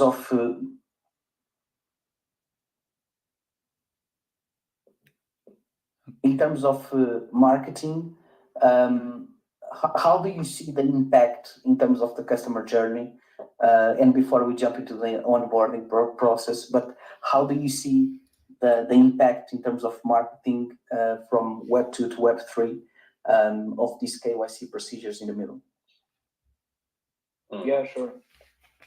Interesting one. I think for definitely what we've seen in the past is everybody wanted to have everything as decentralized as possible. As soon as we saw like things that were too much centralized, people were scared and went away because it was not the proper crypto philosophy. And then now we see more and more. We see more and more people that are okay with or need to have things decentralized. Imagine that OpenSea would be completely decentralized. I think that with the NFT bull run, every new onboarding user would have issues when they would need support. So those shifts are something good for the industry, and we also see more and more teams and users being okay with stuff being centralized. And one of the big aspects of let's say centralization or less privacy or anonymity is the KYC, and KYC is something that every project needs to implement. So for Polkastarter, it's no different. Our users need to be KYC to invest or to participate. And then for the projects as well, I think we saw a difference with early stage projects or early projects, let's say 2-3 years ago, that came to us in an anonymous way with anonymous teams. Now we see less and less of them because it's getting way more difficult to be regulated or to be sustainable in a regulated market when you're anonymous. So you have advantages, especially in specific NFT collections with an anonymous artist. Just like Bitcoin is also, the strength about Bitcoin is that it's anonymous and decentralized. But now we see more and more that those teams can't stay anonymous, and even when they do, like that's undoxed or anonymous, and then people, it's like it could be good for the story in the beginning, but then it falls apart, and then the team is doxed. People are sometimes disappointed, and then regulation comes in. You need trust if you onboard new people, so you need to show who's behind the team. So in my opinion, it's anonymous thing is still cool, maybe culturally wise, but it's not scalable, and we will see more and more regulations coming into the space. Yeah, definitely. There is one of the biggest concerns that I have in the market, which is the differentiation between KYC and somehow do some anti-money laundering procedure versus create a centralized platform. And we'd like to hear you about this, which is, I think there is sometimes the temptation from the company, because they need to implement KYC procedures at the same time to start to do custody and centralization of the assets, and remove that power from the user's hand, right? So in Real Fever, what we always try to do was, okay, there is a moment where we need to implement some kind of KYC, respect that, it's regulation, so we should be compliant. But one of our major goals, and one of our main goals, is really to do not remove the self-custody and be self-custody native platform, and at the same time be able to implement the KYC procedure. How do you see this being done in the industry at the moment? Same here. I think that what we stand for is decentralization. When we have new IDOs coming up, the IDO or the investment process is completely decentralized via smart contracts. So this is really what we stand behind. But let's say that you need centralized things to bring support, to onboard users. When interesting questions. Explain things to audit smart contracts and stuff like this. But like you said, you can have KYC combined with decentralized platforms, of course. So this is something, to answer your questions, that we are also promoting or standing behind, is that whenever you can organize stuff in a decentralized way through smart contracts, that is the way to go. That's why we have the Web3 technology, indeed. David, decentralized or a bit centralized to protect the user? What's your So a couple of things. We started to AML obviously number one is we decided to self-govern ourselves as the law is shifting towards that way. I mean, we read a lot, we listen, and we see what the crypto exchanges are doing, and then we follow the approach. I don't actually think there's right or wrong, but one of the key factors why we do the AML KYC are a couple important things. Number one, we think like collectors and how collectors want it to be, how it operates when these digital assets are going to get more valuable throughout the time. Is number one is we have seen customers coming to us when they have a deceased family member who owns a collection of Veve collectible, but we couldn't verify that person because it was never KYC. Oh my God. So when they write to us, they go, hey, you know, worst example. My family member passed away, here's his death certificate, and then we looked at it, we go, well, that name doesn't match up with that username at all, because they put it in incorrectly. So that's number one, because we believe that these assets will have future value. And we have seen Singapore government now have ruled, and the court have said NFT are digital assets. So therefore, somehow Such as the UK. company needs to know who owns and who's behind these. Number two is the provenance or authentication. And everyone will know when you have an artwork sale, and recently there's one that's just coming up, like the Andy Warhol art collection. It comes from a very prestige collector, and they can track the provenance of this collector who owns it. So for us, eventually that we understand that, you know, these massive whale or early believers or early collectors into our collectibles, they will want to be known one way when we decided one day that we'll open to external auction house or something, when someone wants to auction off a collection of collectibles, that we can verify the provenance of these. So for us, it's more, number one is how we think a collectors will want their asset to be worth something legitimately. And there's nothing wrong with decentralizing self-government wallet. I mean, I have a lot of NFT that given to me or purchased in OpenSea that no one will ever know the true identity who's behind owning these. There's almost like a shadow blanket around it.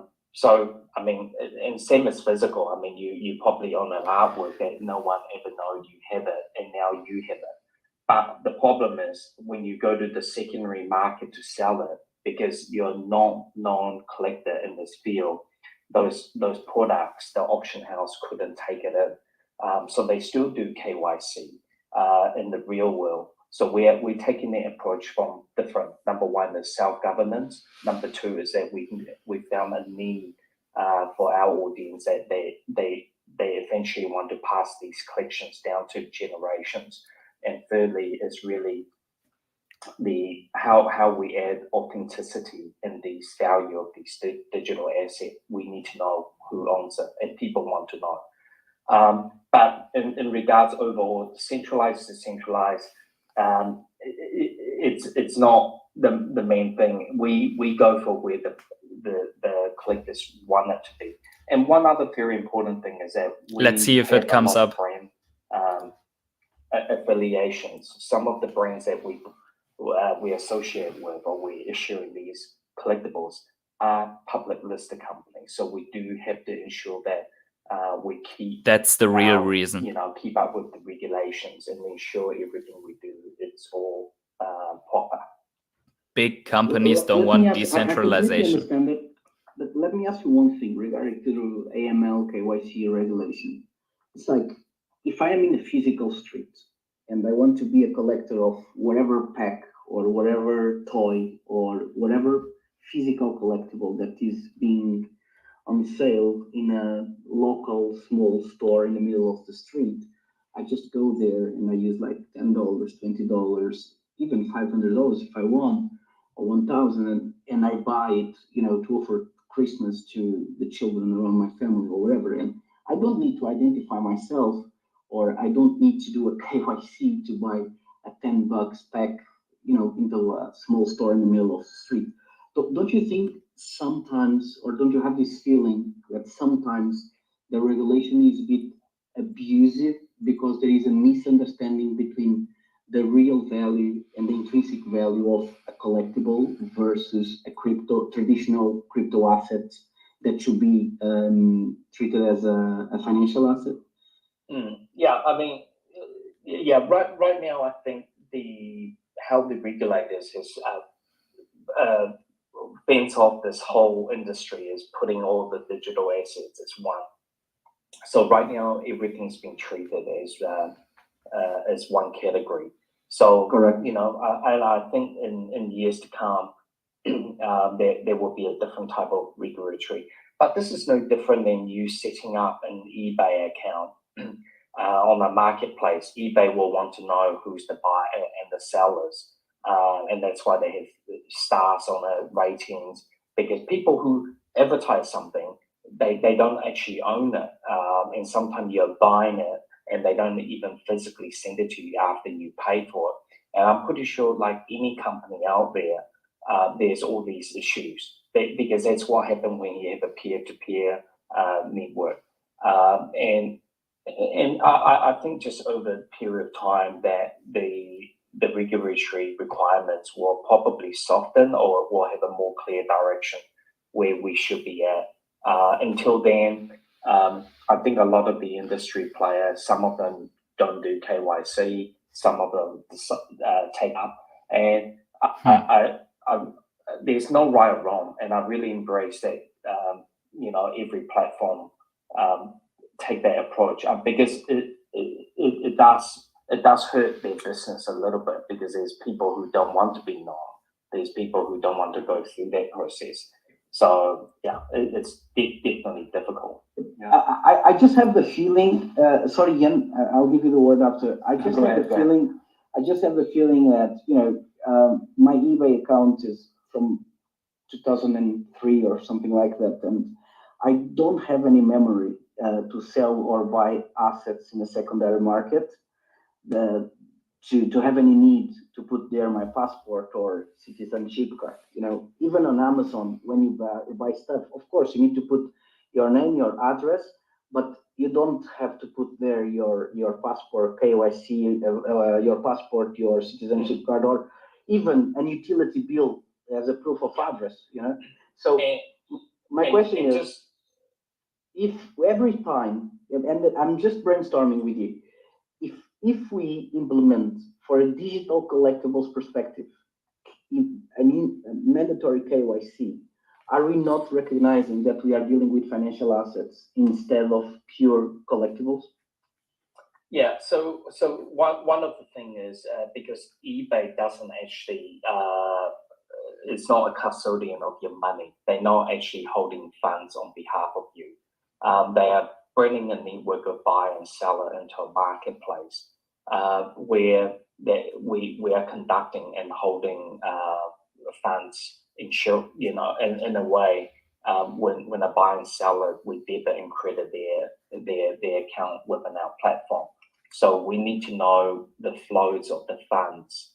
And when you go to make a payment on PayPal, on eBay, or other payment method, I'm pretty sure that you have been KYC with PayPal, or that financial service that helping you to transfer that fund. Yeah, like an exchange, like a bank, whatever.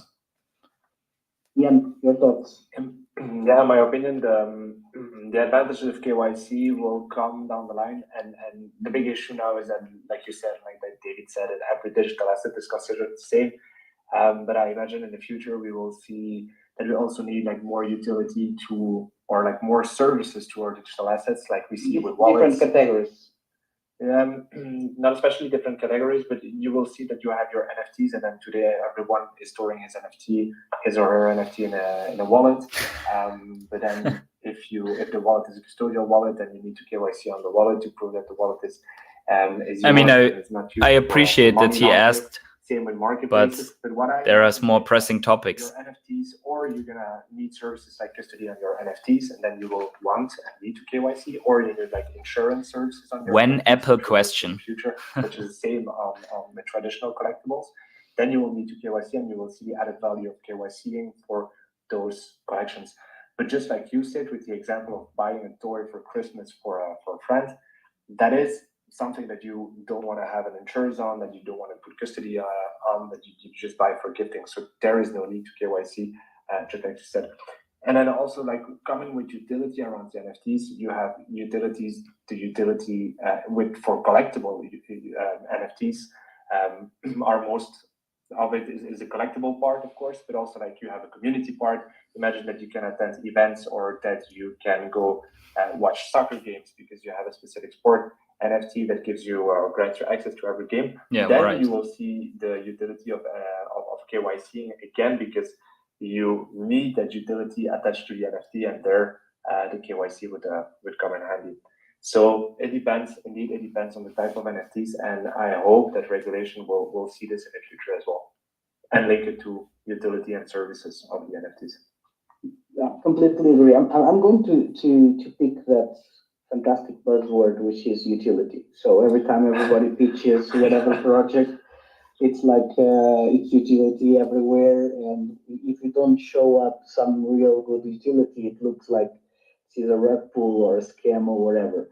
But my question is, do you believe that utility between intangible and digital assets, and tangible and physical assets, is more engaged, or utility into the same layer? I mean, the same virtual digital space will be the winner, or both at the same time? What do you think?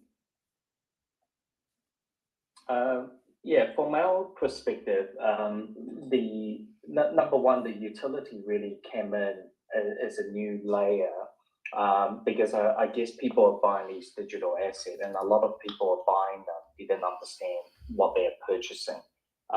Because number one, they might not be a collector, so they're not buying it to hold these assets. They're buying it to hope that there's something else that will come with it.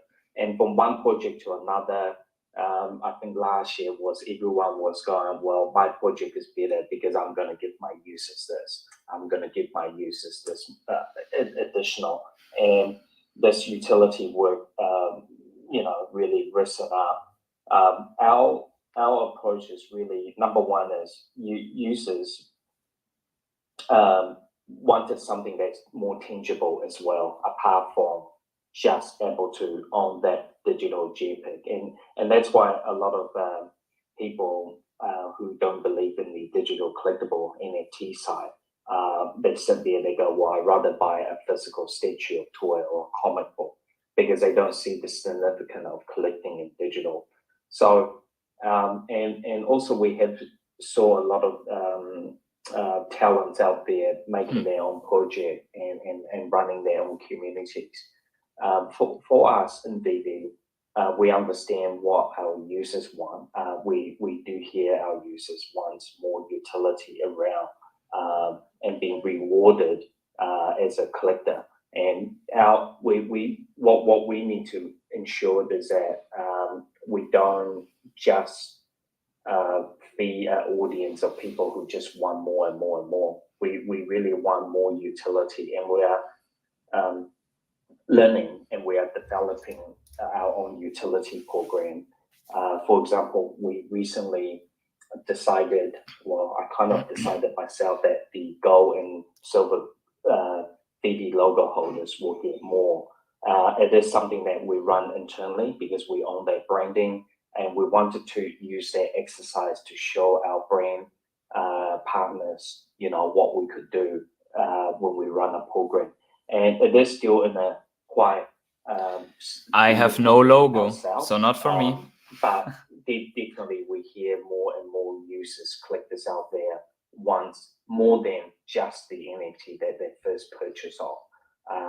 And obviously, there's a couple of reasons around that. Is because people used to buy NFT last year, and it's could triple in value, where today it's becoming more realistic. You buy something, that is significant to yourself. You want to collect this, and you want to be part of the people who hold the first of this appearance of this collectible, and you're part of that group.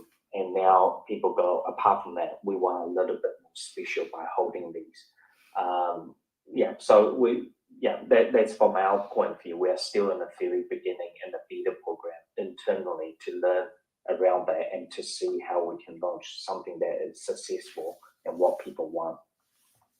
So basically what we're saying is, I give you one example that comes to my mind. My grandfather used to collect stamps, and the utility of collect stamps was just the pleasure to look at them, and enjoy as many as possible, and as more rares they could collect, more pleasure he would have.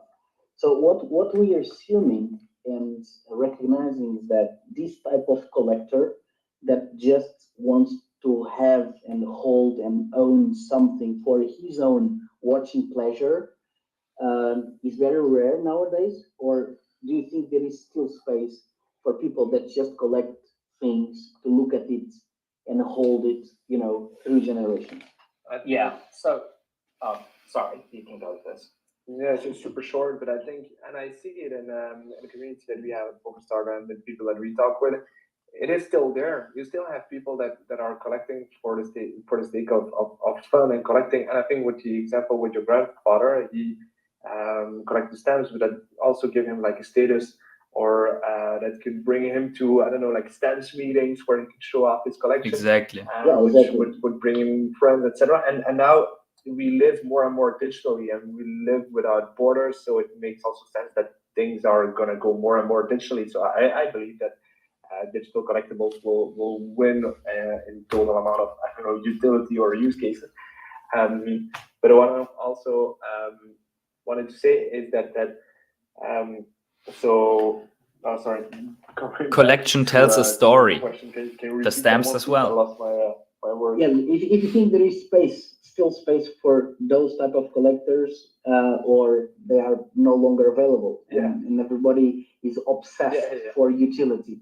No, I remember now. So yeah, there is still space for those, and I mean, what is super cool is when you have those on cyber places, those metaverse environments where you can show your collections, where you can share those collections, that make it way more social. And what I was saying is, we have friends around us that are collecting generative art, and not only for the financial reasons, but also because they love the technology behind it, and they find it beautiful or fascinating, or it's super interesting smart contract that created that generative art.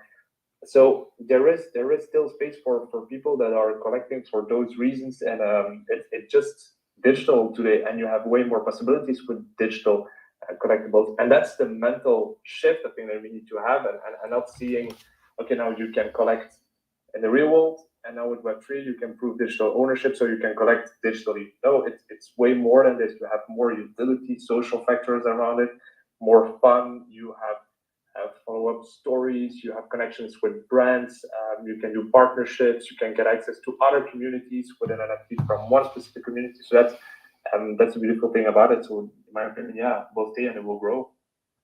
Go David, I'll speak up. I couldn't agree more, and we're very in the same stage of this. And one of the reasons why we think this is going to be a long-term trend is, if you think about it, the 8-year-old, 10-year-old sector who's playing Roblox, Minecraft, or whatever game that they're playing, they're buying digital stickers, they're buying digital skins, overlaying. Some of these kids, they value these skins that they are part of their character is more tangible than the physical toy. So in that generation, or the new generation that is currently what is coming up, in the future, they're going to go digital assets. It's going to be more scarcity and more traceable and more easy to access. So our business has always been looking forward and what's going to happen in 4, 5, 10 years time. And as the audience are going to get older, the new adopters, and because these 10-year-old who in 8 years time, they're going to be 18, they're going to go, oh my gosh, I didn't know when I was a there was the first appearance of Spider-Man in digital. Now I want to go buy it. Same as what we are doing right now. A lot of our users, we're starting to see they are buying the digital, but they're going to go, oh my God, this comic was published in. So they went back to buy the 1996 first appearance of this characters in the physical comic because they can now, and they had that income stream or they had a job and they want to go back and own that. And you see more and more people are now collecting VHS, music cassette. It's been graded by CGC. You see more even movie scripts. People just going back to buying things that they grew up with, and they think emotionally that it's important to them. But in today's new generation coming up, in years to come, you can imagine they're going to understand what digital asset is because they grew up in this era. Definitely, and I'm going to pick one of your sentences. Because I think one of the biggest market opportunities and really a game changer is the moment where we can replace the Web2 in-game app purchases with real digital collectibles where we can trade. I'll give you one example. 2 months ago, I was playing Diablo Immortal to try it out. I probably spent like $100 in assets. But when I leave the game or I'm no longer playing, the only value that it has was sent to Blizzard, Activision. They made the money, but in fact, I still hold my account, but I can't do anything else but use those assets. And especially when they release a new expansion or a new update, those assets become immediately obsolete, and I even no longer can use them. One of the visions that I always we are in fact trying to do that in Real Fever, and I think we will be successful in the medium long term, is to mix up, digital collectibles in the perspective of the collector, but also to satisfy this obsession for utility, merging it with old school games like Magic the Gathering. So that's why we started with the Battle Arena, because people will be able to play with their own moments against each other, and I think that is an immediately direct utility through a real Web3 game. Imagine still having a Thunder Fury from World of Warcraft 2005. We already covered a bit, but I want to go a bit deeper. What's the role of the gaming sphere that moves millions or billions per year in Web2? How do you think we can adapt? Because I have my own strategy and my own vision in Real Fever, but I would like to hear yours. Yeah. I think just wanted to shortly with gaming, we've seen a lot of tries from Web2 games wanting to hop into Web3. A lot of failures as well. I think the biggest issue was the education of the gamers, education around the added value of using digital assets instead of those game assets. And then I think what you said with those assets being able to use assets from one game to another game, this is something that is still far away, in my opinion. And now that interoperability is a need. It's definitely something that would be cool within like groups and communities to see interoperable things like avatars. That will be great because then you build your social community and you experience multiple games with the same avatar, and you recognize like people that you play with. That is definitely a really good thing. And then we with PGG, so that's our gaming part at Polkastarter, is we onboard a lot of gamers, but it's still a lot of like crypto users that are into gaming that are onboarding in blockchain games. And you could ask a lot of good stuff, more those traditional gamers into, starting with Apple. Gaming, but for this, the gameplay and everything needs to mature even more on the platforms as well. But it's coming. And to answer your question on what we expect, we really, like all of us in Web3, we expect a lot of adoption coming from Web3 gaming. We had a huge opportunity last year with the bull run around Web3 games. We were able to attract and acquire like more money-driven people with play-to-earn mechanisms. And I'm sure that now the innovation is there, the tools are there, the people are building it. In coming months and years, you'll see great games coming, bringing the real gamers from the traditional space into the Web3 space. And then the best example is maybe not gaming, but it's Reddit. Reddit succeeded in this without saying one word about wallet and NFTs. They just said, I think it's Polk and avatar collectibles or something like that. But that's the way to do it, and that's the way that we're gonna see a big industry. David?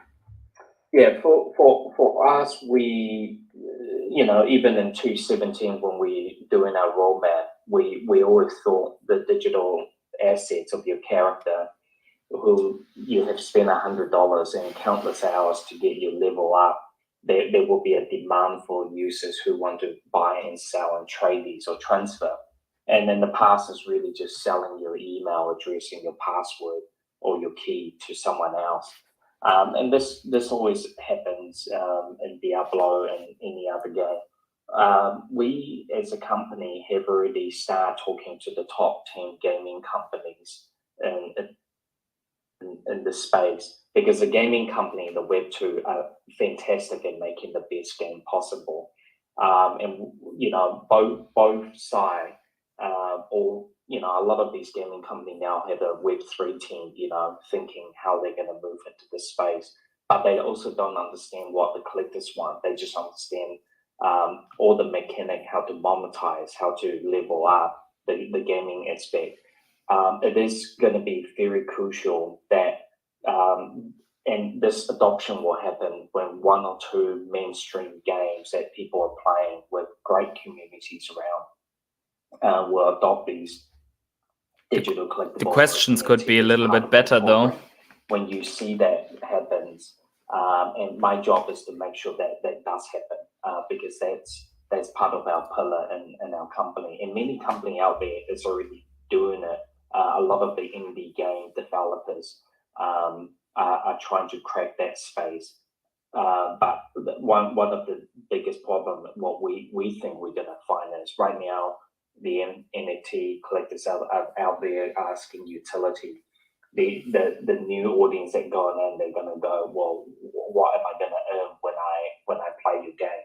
So it's finding that fine balance, that how much the game companies can give out, and to ensure that the retention of that game aspect is going to be driving that whole ecosystem. And until we see that mechanic work, and we're still a little bit out. We certainly like to see something that happens within the next 24 months.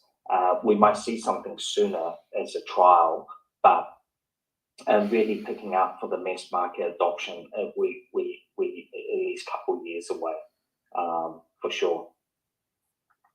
Gotcha. We are in the last 5 minutes, but there is one topic that last 5 minutes. Apple. Let's go.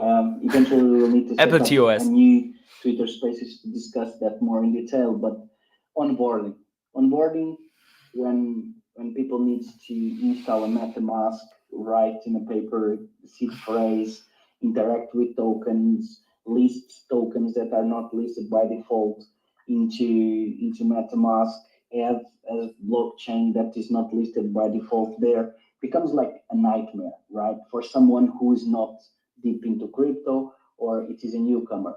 Of course, the challenge is how can we create a specific type of wallet that maintains and preserve this possibility of next bull run, but at the moment, at the same time, facilitates the onboarding process with less clicks in the end. How do you see the industry changing? Are we going? I don't want to bring the topic again of fully centralized or fully decentralized, but how can we improve the onboarding process, not changing 100% the philosophy of crypto? Yeah, if I can. Sorry, David, I'm gonna let you go. No, you go. No, you go first. Thanks. Yeah, I think interesting thing that you said, Fred, is like less clicks. I don't fully agree. Like with a simpler onboarding, should be less clicks, but it would definitely be like more security, more education on what you're doing.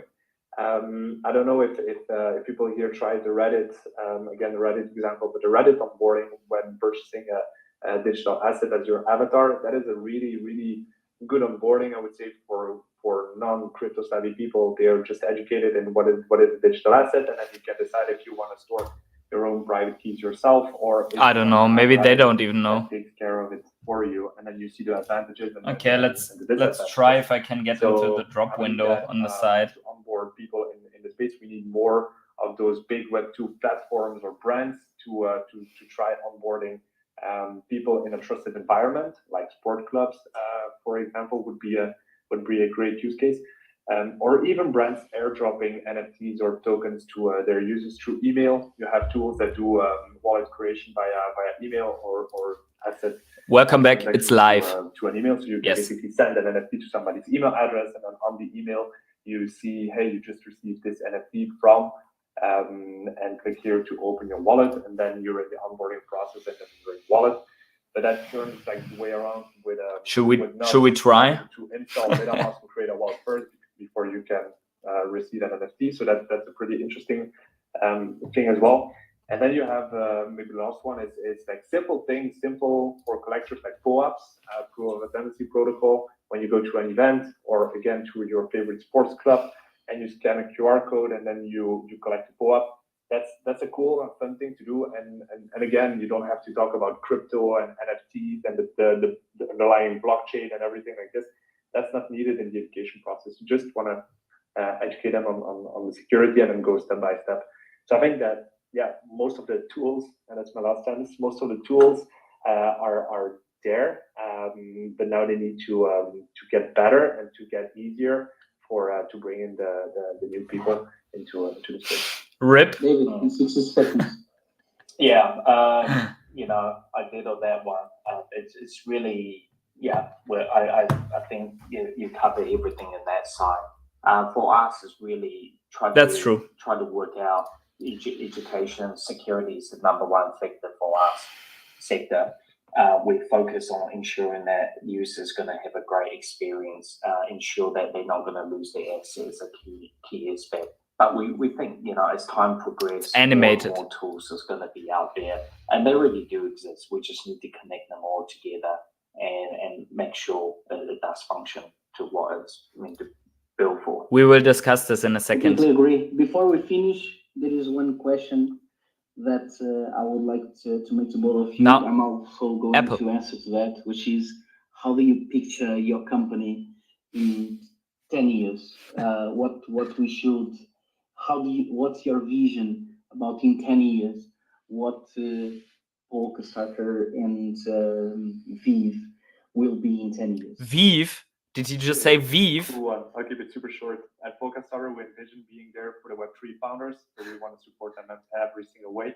And then we also want to be community-centric, so that means that you want projects to succeed, but having community in the center of it and being community-founded.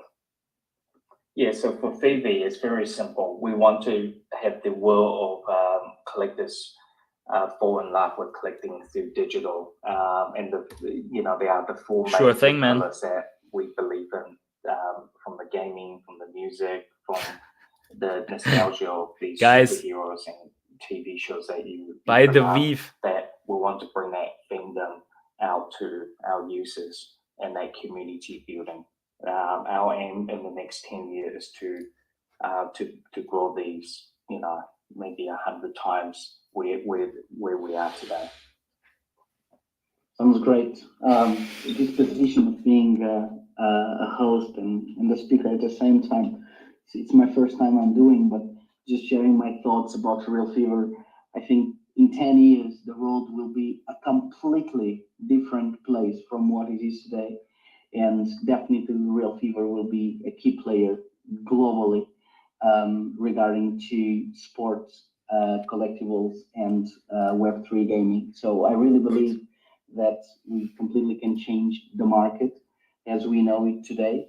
There is a huge opportunity into esports in Web3, and definitely Real Fever will be one of the key references in the market. Guys, before we finish, any final thoughts that you would like to share with the audience? Yeah, I just want to thank everyone who's in this space listening, that we are definitely in the very beginning of this entire experience. Yeah, I mean, a lot of these people don't even know they are in super early of this new adoptions, and thanks for everyone and building that community to keep this program moving forward for the whole industry. I mean, we're not alone. There's many projects out there, and we see many founders and startups in this space, and the more the better, to be very honest. Cool. Yeah, on my side, yeah, thank you so much, Fred, for doing this, and David, it was lovely doing this together. I learned a lot from what you said as well, and to share with the audience. Yeah, maybe one last word is we are running a hackathon, an NFT hackathon. So if there are builders here, just check it out. You can find more details on the Polkastarter Twitter.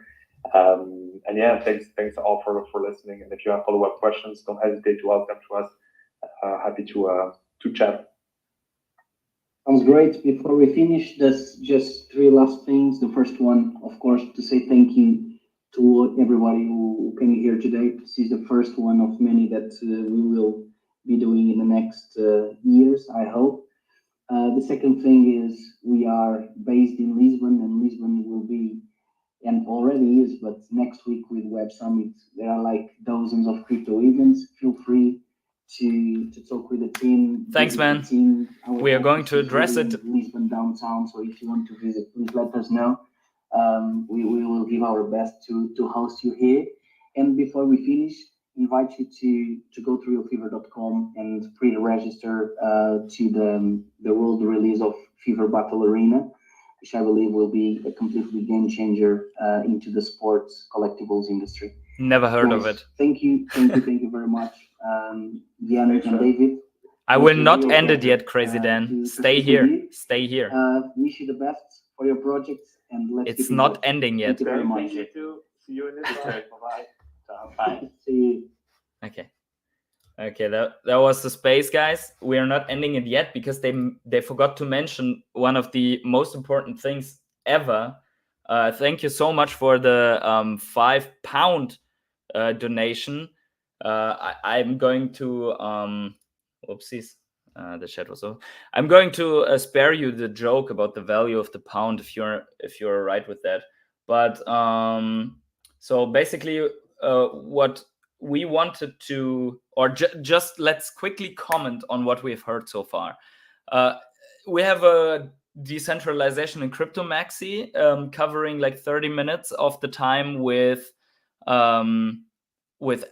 decentralization questions. I usually agree crypto is great for decentralization, but for Veve it's just not an option, because all these brands wouldn't be there if there was not a certain limit to the decentralization. All the questions around KYC obviously are problematic because Veve is more like an exchange and not like a little store. So I think some of these questions were just point blank to say it's stupid. And then obviously, I mean, calling it Veve in the end means that you cannot ask profound questions about the whole thing, because maybe you are not deep enough in it. Anyways, it was also a Polkastarter space. It was not. It was maybe not meant as an AMA or so. They wanted to scratch on the surface. That's fine. But we need to. We need Veve to come out with an update on this here. So let's jump right in. And then after that, I will address quickly what MetaMelon sent me, because there's a little bit of an update to the aforementioned topic. But let's just see what we have here. So breaking, so that is not breaking today anymore, but I think it's either from today or yesterday. Apple just updated their App Store terms of service. You cannot read this. Let me get this bigger for you. Just updated the App Store terms. You can sell NFTs in your app as long as the NFTs don't unlock features. So here's the big first thing. We are going to look into the original text thereafter. Our collectibles unlock features. That's a fact. Our collectibles unlock, for example, the feature that we can, whenever we put, for example, I think the weapon rags next to something from that artist, it unlocks a feature that it moves or make a sound or stuff like that. So this would be a feature, depending on how hard the rule is. So don't you see, peasant? Apple owns the land, not you. You are a digital serf. There are no property rights. So let's look in what they have written here. So this is from original developer Apple news.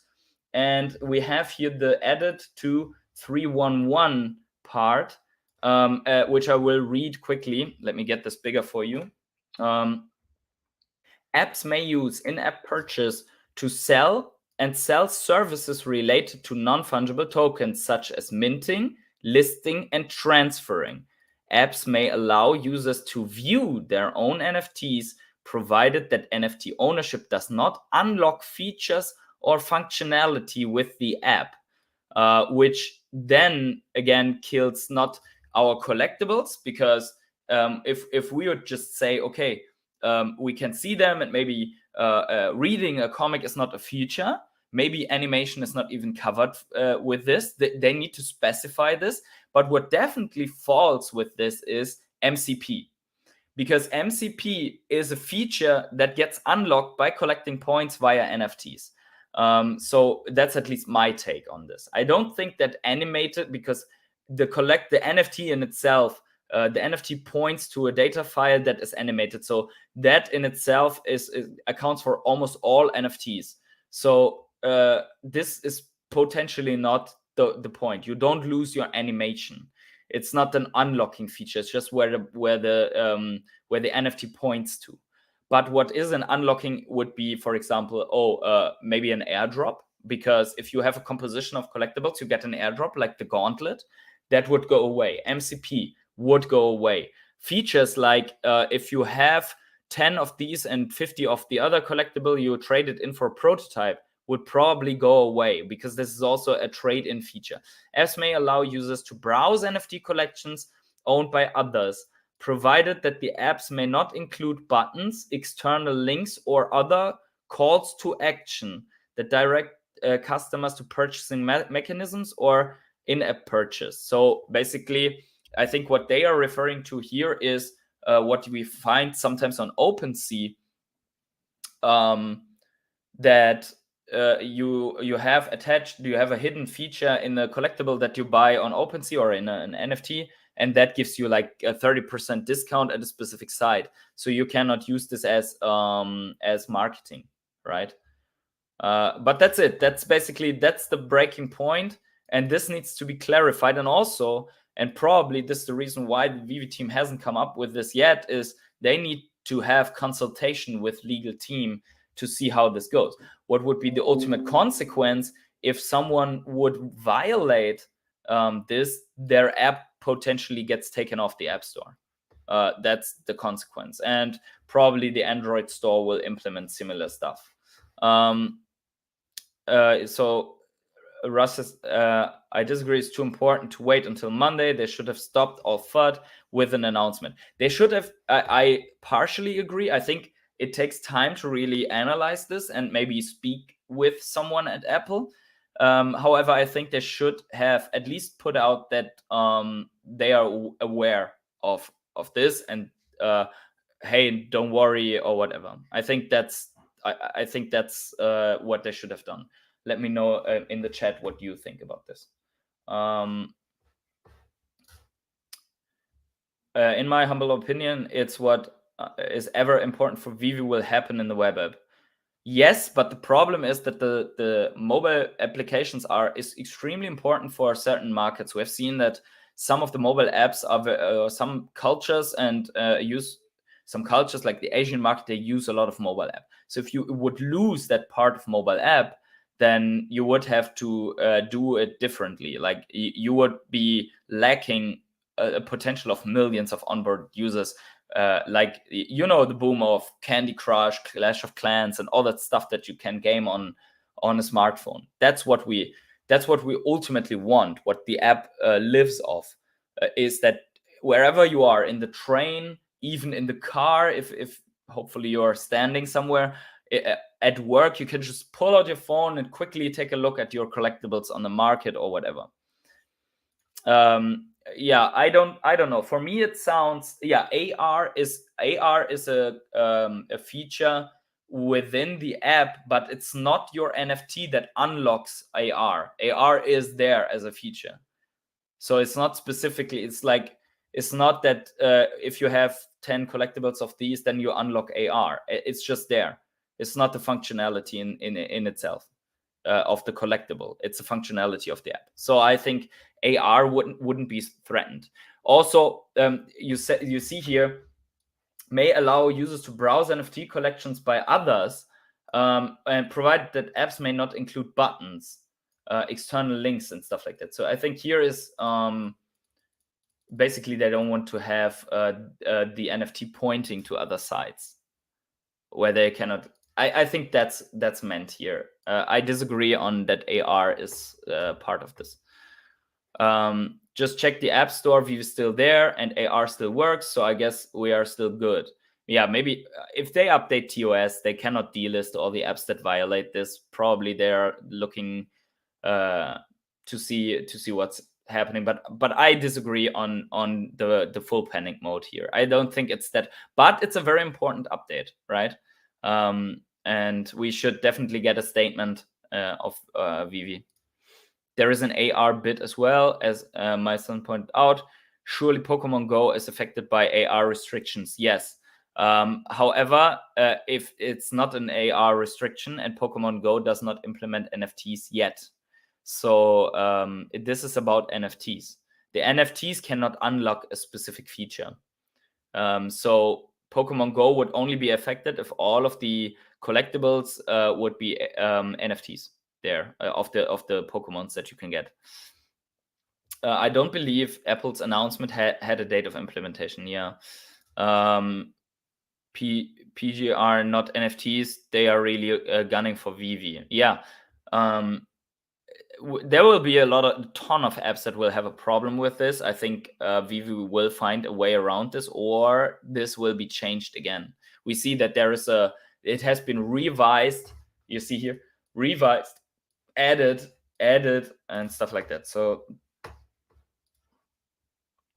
I can game also on a Google phone.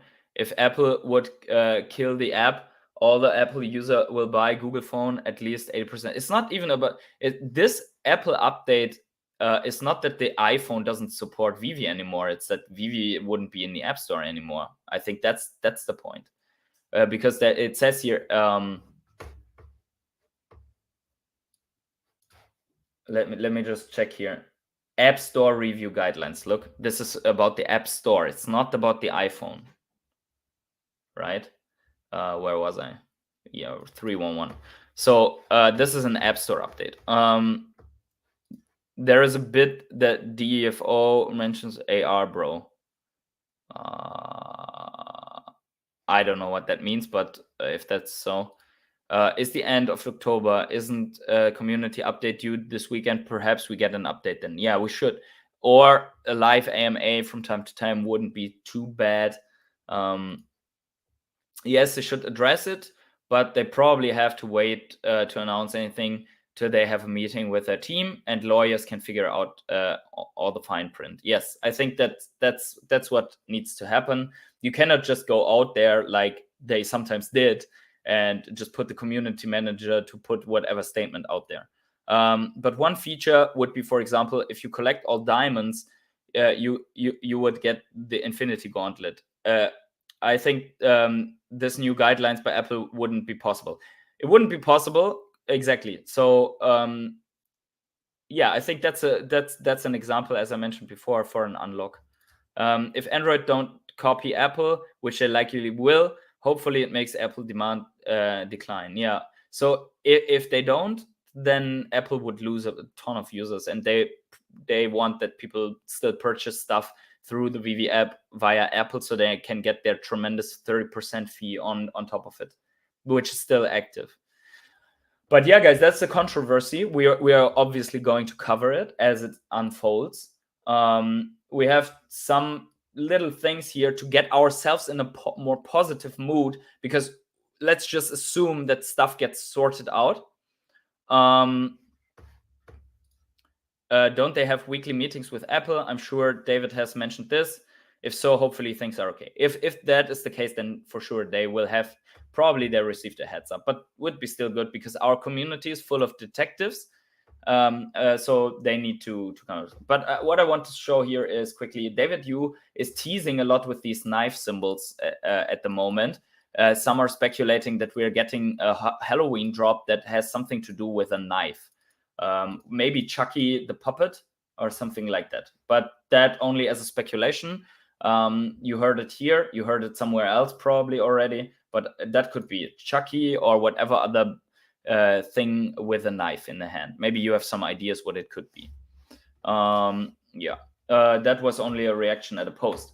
So then quickly, just to show this, David Yu is teasing the metaverse, and so is Dan Crothers. I just want to point this out, because before we haven't seen anything on the Veveverse, and they only commented when they were asked. Now they are posting about it. This doesn't mean that the Veveverse is right around the corner, but maybe this is teasing up to really showing some little bit or piece of the Veveverse when they are at DesignerCon at Anaheim. Chucky or Jason, I guess it says here. Anon says, Anon Kenobi. Yeah, that could be a possibility. So here we have it as well, just as a proof. Vevefam, what are you most excited to have in the Veveverse? He asks, and then Dr. Profit comments my 399 partner statues. But as you see, Dan is usually the one who asks David Yu to get off of the gas with the announcements, but he is chiming in and also comments on the Veveverse. So there's something in it. Remember when David Yu basically said it's going to be Unreal and teasing on the Unreal Engine? Then then Dan was like, yeah, what do you mean? Like it's going to be Unreal for the community, like trying to deny what people were suspecting, that it's something to do with the Unreal Engine. But anyways, there was somewhere else. There was a comment that Captain Vivi showed in one of his German videos, something like an answer with that we will have ego perspective and third person perspective in the Veveverse. That's all what we know so far. Here's the thing. I think that it's cool that we are going to get it, but I'm a little bit nervous about this as well, because if it looks like shit, then we will have a problem, right? So hopefully it's going to be a banger. I hope it's a minor detail, like something with the showrooms, which is really, really good. Then a whole metaverse demo, which looks really, really bad. Yeah, but that's basically what I think is more or less going to happen. And then finally, I want to quickly jump back here into the topic. Let me just pull this up here. So I have received from Meta Lemon here this update. Let me get this bigger for you again. So which was from Dan. So he tagged me and some others here, and this update basically says, hi, which comes from Dan, but Dan W. So it's not Dan Crothers, I think. Not sure though. Hi, unfortunately, David misspoke on Randy's stream the other day, and Vivi is still unable to offer the service in Ukraine at this time. So this is funny, because how did he misspeak then that he sees action data from Ukraine? Please note, the team are working on this, and the situation may change. However, we are unable to assist further with your inquiry at this stage, as there is no other information to share, which basically means that's about it that you're getting. At least he said that they are working on the situation. The situation might change. But just to give you the full update, thank you so much, MetaLemon, for doing this extensive research. I think you did the community a big favor with this. also with spending over $50 on that inquiry on Randy's stream. I think that's very valuable. So thank you so much for this. Other than that, guys, let me know if you are watching this later. Let me know in the comments below what you think about the lockout situation. Let me know what you think about DC Comics on DC Comics side and not on Veve, and what you think especially about the Apple ToS change that we quickly covered here. And yeah, if you want to comment on that space that a little bit derailed my stream here, so that we are over 2 hours and 20 minutes in. Now we are going to do this the last minute, so that we have a 2 hour and 22 minute stream with 22 people here. So no, but seriously, what I want to say is thank you all for participating. Thank you all for giving your valuable input. Thank you for the donations that I got from you guys. I really enjoy doing these streams for you. I hope I can pull that off to do it weekly. But last week I was traveling, as I said before, couldn't even bring out a video. So I really appreciate each and every one of you. And when you are heading out right now, please leave a like. Please smash up the like button and give me the subscribe if you liked what you saw here in the last 2 hours, to almost 2.5 hours. And with that said, wherever you are on the world, have yourselves a great morning, evening, day, night, or afternoon, and see you in the next live stream. And thank you so much for the awesome feedback, guys. I really appreciate it. PhD, another great stream. Have a good rest of the week. Have a good rest of the week, each and every one of you. And see you in the next days.